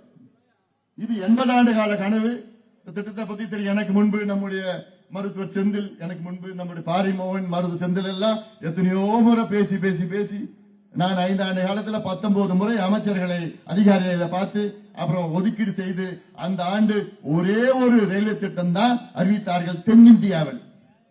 அது தருமபுரி மொரப்பூர் தருமபுரி ரயில்வே திட்டம். இந்த திட்டம் என்னன்னா 100 விழுக்காடு நிதி மத்திய அரசு அளித்துக் கொண்டிருக்கின்ற திட்டம். இதுக்கு முன்பு என்னன்னா 50% தமிழ்நாடு அரசு, 50% மத்திய அரசு கொடுப்பாங்க, ரயில்வே துறை கொடுப்பாங்க. இல்ல, திட்டம் 100 விழுக்காடு மத்திய அரசு. அவங்க கேட்கறதுனால நிலத்தை கையகப்படுத்தி கொடுங்க. ஆனா இந்த 5 ஆண்டு காலம் நினைச்சு பாருங்க, எனக்குலாம் 5 ஆண்டு காலம் எவ்வளவு தெரியுமா நிலம் வேணும்? மொரப்பூர் தருமபுரி ரயில்வே திட்டத்துக்கு 32 கிலோமீட்டர். அந்த நிலம் ரயில்வே நிலம். சுதந்திரத்துக்கு முன்பு அது ரயில்வே ட்ரெயின் ஓடிட்டு இருந்தது. 2ஆம் உலக போருக்கு தான் அந்த ரயில்வே டிராக்கை எடுத்து அந்த அதுல இருக்கிற அந்த இரும்பு எல்லாம் எடுத்துக்கிட்டு அந்த போருக்கு எடுத்துட்டு போயிட்டான். அந்த நிலம், அந்த தடமே ரயில்வே இடம். அந்த நிலத்தை எடுத்து கொடுக்கிறதுக்கு இவங்களால முடியல. 5 ஆண்டு காலம் தூங்கிட்டு இருந்தாங்க. அதெல்லாம் மிக கொடூரம். இருக்கிறது தேவை மொத்தம் 92 ஹெக்டேர். 92 ஹெக்டேர்னா கிட்டத்தட்ட 250 ஏக்கர். அதுல கிட்டத்தட்ட 50 ஹெக்டேர் இருக்கு. இன்னொரு 42 ஹெக்டேர் வேணும். அவ்வளவுதான். ஒவ்வொரு வருஷமும் மத்திய அரசு ரயில்வே துறையில 100 கோடி ஒதுக்கீடு செய்து அந்த காசு திரும்பி கொடுத்துட்டு இருக்கிறாங்க. 100 கோடி. ஏன் இந்த நிலத்தை கையகப்படுத்தி கொடுக்கல? எவ்வளவு? ஒரு 100 ஏக்கர் நிலம். யார் இடம்? ரயில்வே இடம். மன்னிக்க முடியாத அவ்வளவு குற்றமா நான் பாக்குறேன். இந்த திட்டம் மொரப்பூர் தருமபுரி ரயில்வே திட்டம் நிறைவேறிச்சுன்னா சென்னையில நீங்க உட்கார்ந்தீங்கன்னா நேரா தூங்கிட்டு தருமபுரியில் வந்து இறங்கலாம். உங்களுக்கு மட்டும் இல்ல, இங்கே தொழிற்சாலைகள், தொழில் வளம், இங்க இருக்கிற எல்லா மாம்பழம், கிரனைட் எல்லாம் நேரடியா சென்னைக்கு எடுத்துட்டு போகலாம். அங்க இருக்கிற பொருள் இங்க வரலாம். மிகப்பெரிய பொருளாதார முன்னேற்றம் கிடைக்கும். இதற்கு சௌமியா அன்புமணி அவர்கள் சட்டமன்றத்தில் பேசி உடனே அமைச்சர் பதில் என்னன்னு சகோதரி சௌமியா அவர்கள் கோரிக்கை கிணங்க 3 ஸ்பெஷல் தாசில்தாரை உடனடியாக நான் நியமனம் செய்கின்றேன் என்று அமைச்சர் மரியாதைக்குரிய திரு செங்கோட்டையன் அவர்கள் உடனடியாக அறிவித்தார். அது அறிவிப்பு மட்டும் இல்ல, சட்டமன்றம் முடித்தவன் அவர் நம்முடைய முனைவர் சௌமியா அன்புமணிக்கு பேசி தொலைபேசி, என்னம்மா உடனே நான் பண்ணிடுறேம்மா, நான் சொல்லிட்டேன், உடனே எனக்கு 2 மாசத்துல இந்த வேலை முடியணும். அதுதான் நான் சொல்றேன், அதுதான் மாற்றம். எனக்கு என்னன்னா, நான் கேட்டேன் 2 வருஷத்துல நான் சென்னையில உட்கார்ந்தேன்னா நான் தருமபுரியில ட்ரெயின்ல வந்து இறங்கணும். திட்டம் நிறைய அது அவங்க ஃபாலோ பண்ணிட்டு. அடுத்தது முதலமைச்சர் அவர்களை சௌமியா அவர்கள் சந்தித்தார். நான் தான் 4 பேர் நம்மளுடைய 4 சட்டமன்ற உறுப்பினரும் அனுப்பி வச்சேன். ஏன்னா நம்ம சமூக நீதி கணக்கெடுப்பு அதை நடத்த வேண்டும் என்று நம்முடைய 46 ஆண்டு கால கோரிக்கை. மேகதாதை பத்தி விட்டுட்டேன், அதை பத்தி அது இன்னும் 1 மணி நேரம் பேசணும். அந்த கணக்கெடுப்பு எவ்வளவு போராட்டம், எவ்வளவு ஆர்ப்பாட்டம், எவ்வளவு கோரிக்கை. மருத்துவர் ஐயா அவர்கள் எம்ஜிஆர் அவர்களை சந்தித்து வலியுறுத்தினார், கொடுக்கல. கலைஞர் அவர்களை பலமுறை சந்தித்தார், கிடைக்கல. ஜெயலலிதா அம்மையாரை பலமுறை சந்தித்தார், கிடைக்கல. இபிஎஸ் அவர்களை பலமுறை சந்தித்தார், கிடைக்கல. ஸ்டாலின் அவர்களை பலமுறை சந்தித்தார், கிடைக்கல. அதிகாரம் இருந்தும், ஆட்சி இருந்தும், சட்டம் இருந்தும் அவர்கள் செய்யவில்லை. ஆனால் முதலமைச்சர் விஜய் அவர்கள் 1 மாதத்திலே இதை அறிவிப்பு, 1 மாதத்திலே. அதற்காகத்தான் நாங்கள் விஜய் அவர்களை, முதலமைச்சர் அவர்களை பாராட்டிக் கொண்டிருக்கின்றோம். அதற்காகத்தான் நாம் 4 சட்டமன்ற உறுப்பினர்களை முதலமைச்சரை நேரடியாக நீங்கள் அங்கே சென்று அவர்களுக்கு நன்றி சொல்லுங்கள் என்று அங்கே அனுப்பிவிட்ட நேரத்தில் அப்போ நன்றி சொல்லிட்டாங்க. நாம அதே நேரத்தில் எங்களுக்கு எப்படியாவது தருமபுரி மக்களுக்கு இந்த தருமபுரி ஒகேனக்கல் காவிரி உபரி திட்டத்தை எப்படியாவது செயல்படுத்துங்கன்னு அங்க ஒரு கடிதம் கொடுத்தாங்க முதலமைச்சர் கிட்ட. அதற்கு பதில் கடிதம் நேற்று வந்திருக்கு. நான் 3 துறையில் உள்ள அதிகாரிகளிடம் நான் ஆய்வு செய்ய, அதை ரிப்போர்ட் உடனடியாக கொடுக்க நான் ரிப்போர்ட் வேணும்னு சொல்லிட்டு அந்த கடிதம் அவங்களுக்கு நேற்று வந்திருக்க கடிதம், அதற்கு பதில் கடிதம் வந்திருக்கு. ஆனால் அது எனக்கு திருப்தி இல்லை, எனக்கு வேலை நடக்கணும். ஆனா அடுத்த வாரம் தேவைப்பட்டா நான் நேரடியா போறேன். நம்முடைய துறை அமைச்சர் இருக்கிறார். எனக்கு அந்த ஈகோ எல்லாம் எதுவுமே கிடையாது, எனக்கு வேலை நடக்கணும், அவ்வளவுதான். இந்த மாவட்டத்தில் இந்த ஒரு திட்டம் மட்டும் இல்ல, எண்ணெய்கோல் புதூர் தும்பலி திட்டம், சேனேகால் திட்டம், பொதியின் பள்ளம் திட்டம், ஆனைமடு திட்டம், நம்ம வள்ளி மதுரை அணை திட்டம், இப்படி வாணியார் உபரி நீர் திட்டம், தொப்பையார் உபரி நீர் திட்டம், இப்படி எல்லாம் பல திட்டங்கள். தொல்லைக்காத திட்டம், இன்னைக்கு காலையில போனோம், பஞ்சப்பள்ளி அணையில இருந்து உபரி நீர் போய் பார்த்தா சின்னார் வழியா போய் ஒகேனக்கல்ல போய் சேருது, யாருக்கும் பிரச்சனை இல்லை. தொல்லைக்காதல 100 அடி ஹைட்ல ஒரு தடுப்பணை கட்ட அந்த தண்ணி அப்படியே இங்கு இந்த பகுதியில பாலக்கோடு பகுதியும் மொரப்பூர் பகுதியும் கொஞ்சம் தண்ணி எடுத்து வந்துடலாம். இப்படி திட்டங்கள்லாம் அதை சொல்வதற்காக நான் செல்ல இருக்கின்றேன். அது ஒண்ணு. அதனால அது மட்டும் இல்ல, இந்த பஸ் ஸ்டாண்ட் பிரச்சனை, இந்த பஸ் ஸ்டாண்ட் பிரச்சனை உடனே அவங்க சட்டமன்ற உறுப்பினர் ஆகி ஒரு 5 நாள்ல பிரச்சனை. அவங்களுக்கு போன் மேல போன் காத்து, என்னங்க இல்ல இந்த பஸ் ஸ்டாண்ட் நிறுத்திட்டாங்க, பஸ் நிறுத்திட்டாங்க, மக்கள் எங்க போவாங்க? புது பஸ் ஸ்டாண்ட், பழைய பஸ் ஸ்டாண்ட். புது பஸ் ஸ்டாண்ட்ல இருந்து பழைய பஸ் ஸ்டாண்ட் போனோம்னா 60 ரூபாய் செலவு பண்ணிட்டு போகணும். அவங்க ஊர்ல இருந்து வந்ததே 30 ரூபாய் தான், 20 ரூபாய் தான். ஆனா அங்க இருந்து இங்க வர 60 ரூபாய். அது மட்டும் இங்க வியாபாரிகள், ஏகப்பட்ட பிரச்சனை. உடனடியாக அதற்கு தலையிட்டு பேசி, யார்கிட்ட பேசணுமோ பேசி, உடனே கலெக்டர், அடுத்த நாளே கலெக்டர் எல்லா பஸ்ஸும் இங்க வந்து நிற்கும். அது நிறைய உள்ள, அது நான் பேச வேண்டாம். அதனால நிச்சயமாக உங்களுக்கு நல்ல ஒரு சட்டமன்ற உறுப்பினர் கிடைத்திருக்கின்றார். உறுதியாக இந்த தொகுதி மட்டுமில்லை, தருமபுரி மாவட்டத்தில் உள்ள அத்துணை பிரச்சனைகளும் உறுதியாக அவர் கையில் எடுத்து அதற்கு வெற்றி பெறுவார். நாங்கள் உறுதுணையாக இருக்கின்றோம். சரி, இப்ப சப்ஜெக்ட் வந்தோம். மேகதாது அணை. இந்த மேகதாது அணை என்பது பில்லிகுண்டில இருந்து ஒரு 4 கிலோமீட்டர் தள்ளி, பில்லிகுண்டில 4 கிலோமீட்டர் தள்ளி அந்த டேம் கர்நாடகால அங்க கட்டணும்னு திட்டமிட்டு இருக்கிறாங்க. அந்த டேமுடைய கொள்ளளவு பாத்தீங்கன்னா 70 டிஎம்சி. மேட்டூர் டேமுடைய கொள்ளளவு 93 டிஎம்சி. அந்த டேம் மேகதாது கட்டினாங்கன்னா கர்நாடகாவில் இருக்கின்ற காவிரியில கட்டுற பெரிய டேம் அந்த டேம் தான். இன்னைக்கு காவிரியில காவிரியில் இருக்கிற பெரிய dam KRS dam, Krishnaraja Sagar dam, 50 TMC. அதற்கு முதலமைச்சர் டி.கே. சிவகுமார் அவர் தொகுதி தான் அந்த மேகதாது வருது, கனகாபுரா. அவர் மாவட்டம் மாந்தியா மாவட்டம். கர்நாடகாவில் தேர்தல் 2028 பிப்ரவரி மாசம் வருது. அந்த தேர்தலில் எப்படியாவது மக்களை திசை திருப்பி, மக்களை கன்சால்டேட் பண்ணி, இதெல்லாம் உணர்வுகளை தூண்டி தூண்டி அந்த வாக்குகள் வைத்து மீண்டும் முதலமைச்சராக வர வேண்டும் என்ற திட்டத்தில் இது போன்ற மேகதாது மேகதாது மேகதாது நம்ம பாரிமோன் அழகா ஒரே வார்த்தையில சொல்லி முடிச்சிட்டார். மேகதாதா முடிஞ்சு போன கதையா? காவிரி பிரச்சனை முடிஞ்சு போன கதையா? ஏன் அப்படி சொன்னாரு? ஏன்னா காவிரி வரலாறு பெரிய வரலாறு. தமிழ்நாடுக்கும் கர்நாடகாவுக்கும் இது 200 ஆண்டு கால பிரச்சனை. 200 ஆண்டுகளுக்கு முன்பு யார் இருந்தா? வெள்ளையர்கள் ஆட்சியில் இருந்தார்கள். மெட்ராஸ் மாகாணம், மைசூர் சமஸ்தானம், மைசூர் மகாராஜா, அவர் மைசூர் சமஸ்தானம். இந்த 2 பேருக்கும் பிரச்சனை. என்ன, அந்த காவிரியை தடுத்து மைசூர் சமஸ்தானத்துக்கு அந்த பகுதியில் அந்த காவிரி நீரை பயன்படுத்தி பாசனத்துக்கு அதிகமா செய்யணும்னு. ஆனா இங்கே நம்ம மெட்ராஸ் மாகாணம், அங்க வெள்ளையர்கள் அதை ஒத்துக்கல. பிரச்சனை, அடிதடி பிரச்சனை, சண்டெல்லாம் நடந்து 1892 முதல் ஒப்பந்தம். 2 பேரும் சண்டை போடக்கூடாது, பகிர்ந்துக்கணும் தண்ணிய. எப்படி பகிர்ந்துக்கணும் தெரியுமா? அப்போ அக்ரிமெண்ட் என்னன்னா, மைசூர் சமஸ்தானத்திற்கு காவிரியில் வர தண்ணியில வெறும் 23% தான் அந்த தண்ணியை பயன்படுத்தலாம்.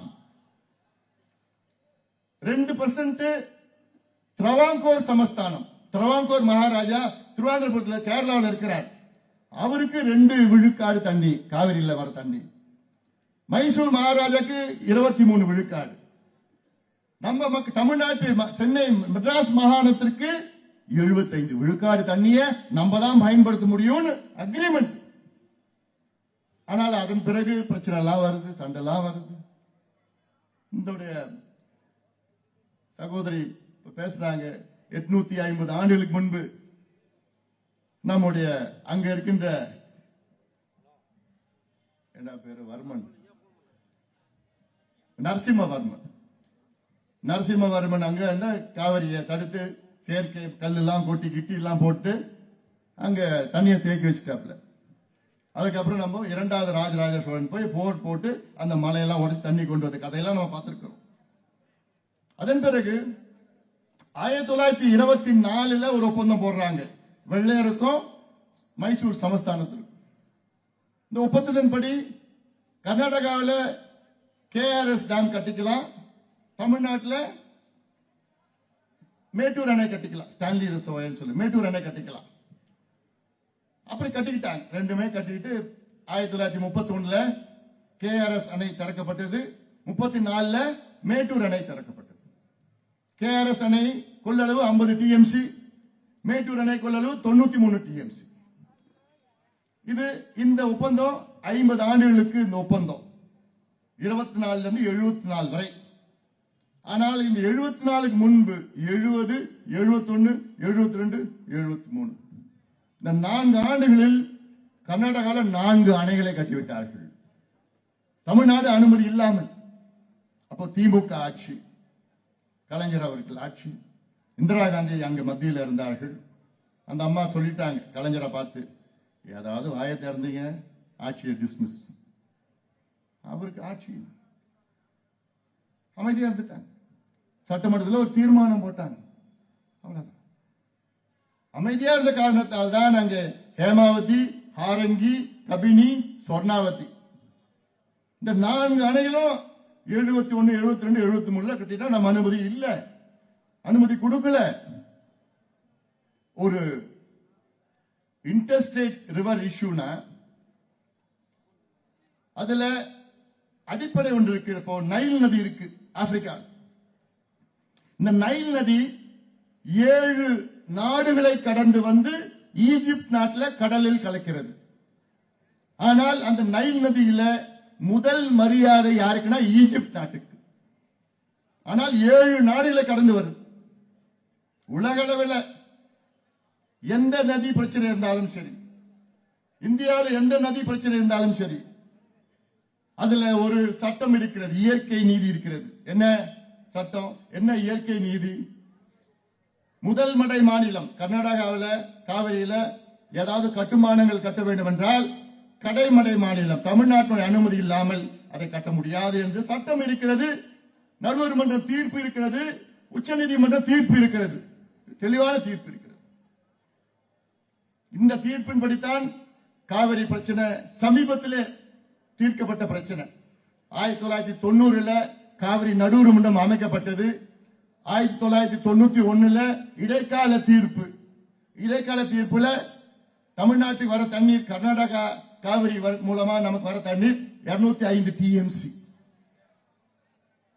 அதன் பிறகு இறுதி தீர்ப்பு 2007 வருது. அந்த இறுதி தீர்ப்புல நமக்கு வர தண்ணீர் 192 TMC. அதன் பிறகு ஜெயலலிதா அம்மையார் அவர்கள் 2013 கெசட் நோட்டிபிகேஷன் அரசாணை இதழில் அச்சடிக்கு கெசட் நோட்டிபிகேஷன் பண்றாங்க. அப்பதான் பிரச்சனை வருது, நமக்கும் கர்நாடக பிரச்சனை வருது. அவன் எதுவும் ஒத்துக்க மாட்டான். உடனே உச்சநீதிமன்றம் போறோம். உச்சநீதிமன்றம் 2018 இறுதி தீர்ப்பு. அந்த இறுதி தீர்ப்புல உச்சநீதிமன்றத்தில் என்ன சொல்றாங்கன்னா, தமிழ்நாட்டுக்கு 177.25 TMC, அதுல பாண்டிச்சேரிக்கு 7 TMC, பெங்களூர் குடிநீருக்காக 4 TMC என்று இதுதான் ஃபைனல் அவார்ட். இதன் பிறகு யாருமே எந்த கேள்வி கேட்கக்கூடாது, எந்த கட்டுமானம் கட்டக்கூடாது. நீங்க எல்லாம் 2033 பிறகு நீங்க மறுபடியும் வாங்கன்னு உச்சநீதிமன்றம் தீர்ப்பு கொடுக்கலாம். இந்த இறுதி தீர்ப்பு 2033 வரைக்கும் இருக்கு. அது வரைக்கும் யாருமே எதுவும் செய்யக்கூடாதுன்னு இருக்கு. ஆனாலும் கர்நாடகா விடுவாங்களா? அவங்க அப்படிதான் இருப்பாங்க. காவிரி நடுவர் மன்றம் தீர்ப்பு என்ன சொல்லுதுன்னா, 12 மாசமா பிரிச்சிருச்சு தண்ணிய. 177.25 TMC 12 மாசமா பிரிச்சு, அதுல ஜனவரி மாசத்துல ஒரு 12 TMC, பிப்ரவரி மாசத்துல நான் தோராயமா சொல்றேன் ஒரு 14 TMC, மார்ச் மாசத்துல 26 TMC, ஏப்ரல் மாசத்துல ஒரு 32. இப்படிதான் ஒவ்வொரு மாசமா உள்ள தண்ணி கொடுக்கணும்னு பிரிச்சு கொடுத்துருச்சு. ஆனால் ஒரு முறை கூட கர்நாடகா அவங்க கேட்ட தண்ணியை நம்ம கேட்ட தண்ணியை கொடுக்கல. அவன் எப்ப தெரியுமா தண்ணி கொடுப்பாங்க? அவங்க டேம் எல்லாம் நிரம்பி அது வழிஞ்சு அவனுக்கு வேற வழி இல்லாம அந்த தண்ணியை திறந்து விடுவோம். அங்க மழை பெய்யறப்போ இங்கேயும் மழை பெய்யும், 2 பேருக்கு பருவம். அந்த தண்ணி எங்க போவோம்? கடலுக்கு தான் போகுது.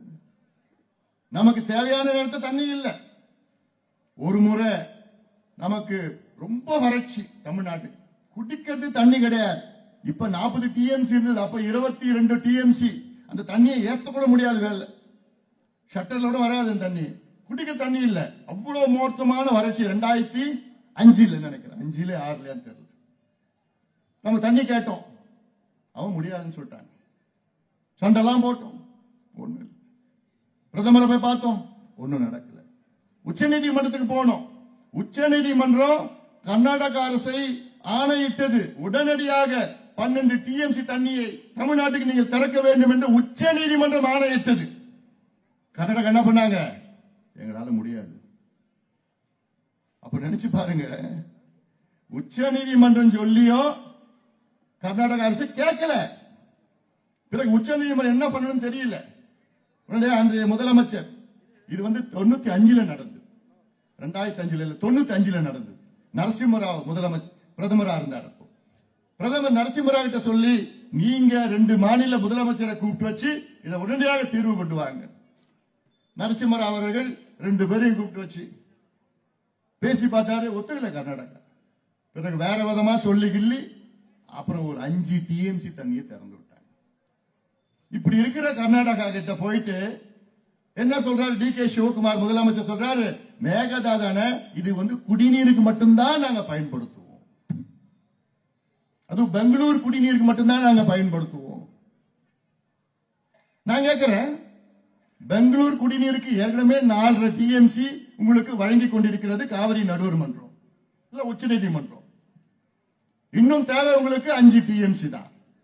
10 டிஎம்சி மேல பெங்களூருக்கு தேவையில்லை. இன்னொரு 5 டிஎம்சி நீங்க இருக்கிற டேம்ல இருந்து எடுத்துட்டு போங்க. அது எதுக்கு நீங்க புது டேம் கட்டுறீங்க? அது 70 டிஎம்சி டேம் எதுக்கு கட்டுறீங்க? தேவை 5 டிஎம்சி, கட்டத்து 70 டிஎம்சி. டி.கே. சிவகுமார் முதலமைச்சர் சொல்றாரு, ஒரு பக்கெட் தண்ணி கூட நாங்க விவசாயத்துக்கு பயன்படுத்த மாட்டோமா? எவ்வளவு பெரிய ஒரு பொய் இது, எவ்வளவு பெரிய ஒரு பொய். ஒரு முதலமைச்சர் பொய்ய சொல்லாமா? ஒரு பக்கெட் தண்ணி கூட விவசாயத்தை பயன்படுத்த மாட்டாரா? எதுக்கியா உங்களுக்கு 70 டிஎம்சி தண்ணி குடிநீருக்கு? இப்போ சென்னை மக்களுக்கு வீராணம் தண்ணி வருது, காவிரி தண்ணி வருது, கிருஷ்ணா தண்ணி வருது. கிருஷ்ணா தண்ணி எங்க இருந்து வருது? கிருஷ்ணா நதியிலிருந்து வருது. கிருஷ்ணா நதி சென்னையில இருந்து எவ்வளவு தூரம்? கிட்டத்தட்ட 300-400 கிலோமீட்டர் தூரம். 300 கிலோமீட்டர்ல இருந்து தண்ணி சென்னைக்கு வருது. இப்ப இருக்கிற dam KRS dam, Kabini, Hemavathi, ஆரங்கில இருந்து இன்னொரு 5 டிஎம்சி உங்களால எடுத்துக்க முடியாதா பெங்களூருக்கு? நிச்சயமா முடியும், நிச்சயமா முடியும். ஆனால் அடாவடியா நாங்க இருக்கணும். நம்ம வேலுச்சாமி அழகா சொன்னார், எப்படியா கட்டுவோம், நாங்க என்ன செய்வோம், எங்க நாங்க போவோம்? அடாவடியா செய்றீங்களே. எவ்வளவு தீர்ப்புகள் இருக்குது, நீதிமன்றம் இருக்குது, வழக்குகள் இருக்குது, இறுதி தீர்ப்பு, உச்ச நீதிமன்றம், அக்ரிமெண்ட், எதையும் நாங்க கவலைப்பட மாட்டோம். நாங்க இப்படிதான் இருப்போம் அப்படின்னு ஒரு மனநிலையில் இருக்கின்றார்கள் கர்நாடகாவில். நம்ம 2 மாநிலமும் சகோதரத்தனத்தோடு நம்ம வாழ்ந்து கொண்டிருக்கின்றோம். இங்க இருந்து அங்க போவாங்க, அதிகமா இங்க இருந்து தருமபுரியில் எங்க வேலை செய்யறாங்க? பெங்களூர் தான். அதான் நம்ம சொல்றோம், இதெல்லாம் பேசி சுமூகமான முறையிலே தீர்க்க வேண்டும். ஆனால் அடாவடியா பேசக்கூடாது, அடாவடியா பேசக்கூடாது. நம்மளுடைய முனைவர் சௌமியா அவர்கள் சொன்னது போன்று அந்த மேகதாது அணை கட்டினாங்கன்னா அது கிட்டத்தட்ட 12,500 ஏக்கர் காட்டை அழிச்சுதான் அந்த டேமை கட்ட முடியும். இந்த மேகதாது பக்கத்துல ஒரு டேம் கட்டினாங்கன்னா சுத்தி 12,500 ஏக்கர் காட்டை அழிச்சு போயிடும். அந்த காட்டுல என்னென்ன இருக்கு?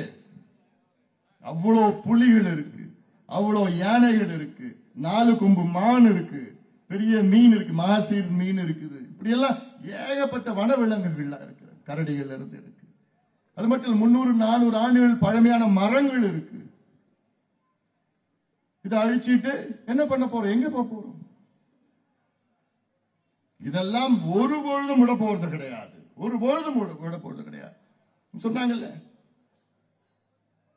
சூழலியல் படுகொலை, ஈகோசைடுன்னு ஒரு பக்கம். ஈகோசைடுனா என்வாயர்மெண்டல படுகொலை செய்யறது, சுற்றுச்சூழல படுகொலை செய்யறது ஈகோசைடு.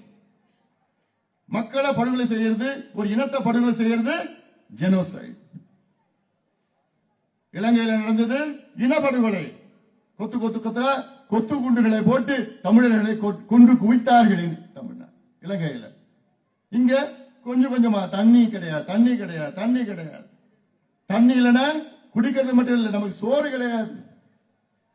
காவிரி டெல்டால நமக்கு சோறு போடுற மண் அது. ஆயிரம் ஆண்டுகள் நமக்கு உணவளித்த மண் காவிரி டெல்டா மண். இனி ஆயிரம் ஆண்டுகள் நமக்கு உணவளிக்க வேண்டும். அதற்கு குறுக்கில யாரும் வரக்கூடாது. கர்நாடகா இருந்தாலும் சரி, யார் இருந்தாலும் சரி, நமக்கு வர வேண்டிய தண்ணி நமக்கு வரணும். அதற்கு வருங்கால சந்ததியினருக்காக நாம் எல்லோரும் ஒன்று சேர வேண்டும். நம்முடைய உரிமை, நம்முடைய உரிமை விட்டுக் கொடுக்க கூடாது. அதனால நாம் எல்லோரும் இந்த நேரத்தில் ஒன்றிணையவே. நாங்க இந்த நடைபயணம் ஏதோ சும்மா அரசியலுக்காக ஓட்டுக்காகலாம் கிடையாது, விளம்பரத்துக்காக உறுதியா கிடையாது. என்னை பத்தி உங்களுக்கு தெரியும். உணர்வுபூர்வமா இந்த பிரச்சனையை எடுத்திருக்கின்றோம். உணர்வுபூர்வமா நம்முடைய முனைவர் சௌமியா அவர்கள் சட்டமன்றத்திலே பேசியிருக்கின்றார்கள் மேகதாதுவை பற்றி. உணர்வுபூர்வமாகத்தான் நாங்கள் அரசியல் செய்து கொண்டிருக்கின்றோம். தமிழ்நாட்டுடைய எந்த பிரச்சனை இருந்தாலும் சரி, இது உழவர் பிரச்சனை, வேளாண் பிரச்சனை, நீர் மேலாண்மை பிரச்சனை, சமூக நீதி பிரச்சனை, கல்வி, சுகாதாரம், அத்துணை பிரச்சனைகளுக்கும் நிச்சயமாக நாங்கள் அதை எடுத்து மக்களுக்காக நாங்கள் போராடி வருகின்றோம். இன்னும் எத்தனையோ போராட்டங்கள் நடத்தியிருக்கின்றோம். அதில் இந்த விழிப்புணர்வு பயணத்திலே நீங்கள் எல்லோரும் எங்களுக்கு ஆதரவு தாருங்கள். தமிழ்நாட்டு மக்கள் அத்துணை பேரும், அத்துணை இளைஞர்களும், ஏன்னா நீங்க சமூக ஊடகம் மூலமாக ஒரு ஆட்சி மாற்றத்தையே நீங்க கொண்டு வந்தீங்க. சோசியல் மீடியா மூலமா ஒரு ஆட்சி மாற்றத்தையே நீங்க கொண்டு வந்தீங்க. அதே சோசியல் மீடியா வைத்து இந்த மேகதாது அணையை கட்டக்கூடாது என்ற உணர்வை நீங்கள் வெளிக்கொண்டு வாருங்கள். உங்களால் நிச்சயமாக முடியும். இளையோர்கள், ஜென்சி இளையோர்கள், இளைஞர்கள் நிச்சயமாக அந்த உணர்வை உங்களால் கொண்டு வர முடியும்.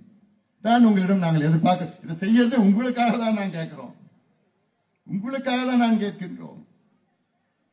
ஏன்னா நான் சென்னையில இருக்கிறேன், எனக்கு சம்பந்தமே இல்லை. நான் கன்னியாகுமரியில இருக்கேன், எனக்கு சம்பந்தமே இல்லை. நான் தருமபுரியில இருக்கிறேன், சம்பந்தமே இல்லை. எல்லாருக்கும் சம்பந்தம் இருக்குது. சாப்பாடு, சோறு, சோறு எங்கிருந்து வருது? டெல்டால இருந்து வருது. அதனால எல்லாருக்கும் சம்பந்தம் இருக்குது. இல்லை, எல்லாரும் பாதிக்கப்படுகின்ற ஒரு பிரச்சனை இந்த மேகதாது. கர்நாடக அரசு கட்டக்கூடாது என்று உறுதியாக நாம் இருக்க வேண்டும். நாம் எல்லோரும் சேர்ந்து நாம் ஒற்றுமையாக இருக்க வேண்டும். நம்முடைய இன்னைக்கு காலையில கூட நம்முடைய மரியாதைக்குரிய திரு ராகுல் காந்தி அவர்களுக்கு ஒரு கோரிக்கை வைத்தேன். என்ன கோரிக்கைனா, ராகுல் காந்தி அவர்கள் சமீபத்தில் அந்தமான் தீவுல கிரேட் நிக்கோபார் ப்ராஜெக்ட் என்று மத்திய அரசு கொண்டு வந்த ஒரு திட்டம். அது அதுல கிரேட் நிக்கோபார் தீவுல அந்த திட்டம் என்று ஒரு ஏர்போர்ட், ஒரு ஹார்பர், ஒரு கண்டெய்னர் டெர்மினல், இதெல்லாம் நமக்கு பாதுகாப்பு, strategic plus economic plus defence, இதெல்லாம் சைனாவோட ஆதிக்கத்தை குறைப்பதற்காக ஒரு திட்டத்தை கொண்டு வந்திருக்கிறார்கள். அதுல பல காடுகளை அழித்து அதில் கொண்டு வர திட்டம் அது. அதை ராகுல் காந்தி அவர்கள் அதை எதிர்த்தார். நான் சொன்னேன், உங்களுடைய உணர்வை நான் புரிந்து கொண்டிருக்கின்றேன், அதை நான் மதிக்கின்றேன்.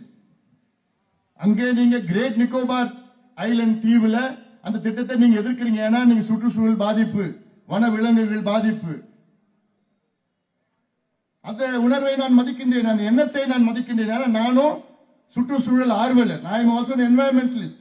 அந்த வகையிலே ராகுல் காந்தி உணர்வுகளை நான் மதிக்கின்றேன், எண்ணங்களை நான் மதிக்கின்றேன். ஆனால் அதே ராகுல் காந்தி அவர்கள் இங்கே மேகதாது அணை கட்டுவதாக என்றால் 12,500 ஏக்கர் காட்டை அழித்துதான் மேகதாது அணையை கட்ட முடியும் கர்நாடக அரசு. அதே ராகுல் காந்தி அவர்கள் இங்கே வந்து இந்த திட்டத்தை எதிர்க்க வேண்டும். அங்கே நீங்கள் எதிர்த்த காரணம் காட்டை அழித்து அந்த திட்டத்தை மத்திய அரசு கொண்டு வருகிறது என்ற காரணத்துக்காக நீங்கள் அந்த திட்டத்தை எதிர்த்தீர்கள். அதை நாங்கள் மதிக்கின்றோம். அதே ராகுல் காந்தி கர்நாடகாவில் இருக்கின்ற அந்த மேகதாது அணையை கட்டக்கூடாது என்று அந்த திட்டத்தையும் ராகுல் காந்தி அவர்கள் எதிர்க்க வேண்டும். காரணம் 12,500 ஏக்கர் காட்டை அழித்துதான் அந்த மேகதாது திட்டத்தை கர்நாடக அரசு கொண்டு வர திட்டமிட்டிருக்கிறது. இல்ல, உங்களுடைய முதலமைச்சர், உங்க கட்சி முதலமைச்சர் ஜி கே சிவகுமார் கிட்ட சொல்லுங்க, எனக்கு இந்த திட்டம் ஒழுந்த இல்ல, காட்டழிச்சு எல்லாம் கொண்டு வரக்கூடாதுன்னு என்று மரியாதைக்குரிய திரு ராகுல் காந்தி அவர்கள் கர்நாடகா முதலமைச்சர் DK சிவகுமாரிடம் சொல்ல வேண்டும். அப்போதுதான் ராகுல் காந்தியுடைய உண்மையான உணர்வை நாம் தெரிந்து கொள்ள முடியும். இதை நிச்சயமாக அவர் செய்வார் என்று எனக்கு நம்பிக்கை உங்ககிட்ட விட்டுறேன். அதனால இந்த நிகழ்ச்சி மூலமாக இந்த செய்திகள் எல்லாம் அத்தனை மக்களுக்கு கொண்டு சேருங்கள். தருமபுரி மாவட்டம் அதிக பாதிப்பு தருமபுரி. அதனால அதிக சத்தம் எங்கிருந்து வரணும்? தருமபுரியில இருந்தா வரணும், இந்த மாவட்டத்தில் இருந்தா வரணும். நாளை சேலம் மாவட்டம் போறேன். சேலம், ஈரோடு, அப்புறம் திருப்பூர், கரூர், திருச்சி, தஞ்சை, திருவாரூர், நாகை, மயிலாடுதுறை அத்தனை மாவட்டத்துக்கும் நான் நாளையிலிருந்து போயிட்டு எல்லாரும் மக்களும் சந்திச்சு துண்டு பிரசுரம் எல்லாம் கொடுத்து இந்த மேகதாதுவை எதிர்த்து ஒரு மிகப்பெரிய ஒரு விழிப்புணர்வு பிரச்சாரத்தை மேற்கொண்டிருக்கின்றோம். இந்த நிகழ்ச்சியை மிக சிறப்பாக நடத்திய அத்துணை நம் கட்சி, நம் இயக்கத்தை சார்ந்த நிர்வாகிகள், உழவர் பேர் இயக்கத்தை சார்ந்த அத்துணை நிர்வாகிகளும், இங்கே வருகை தந்திருக்கிற அத்துணை விவசாய பெருமக்களுக்கும் வியாபார பெருமக்களுக்கும் என்னுடைய நன்றி, வாழ்த்துக்கள், பாராட்டுகளை தெரிவித்து நன்றியோடு அமர்கின்றேன். வணக்கம்.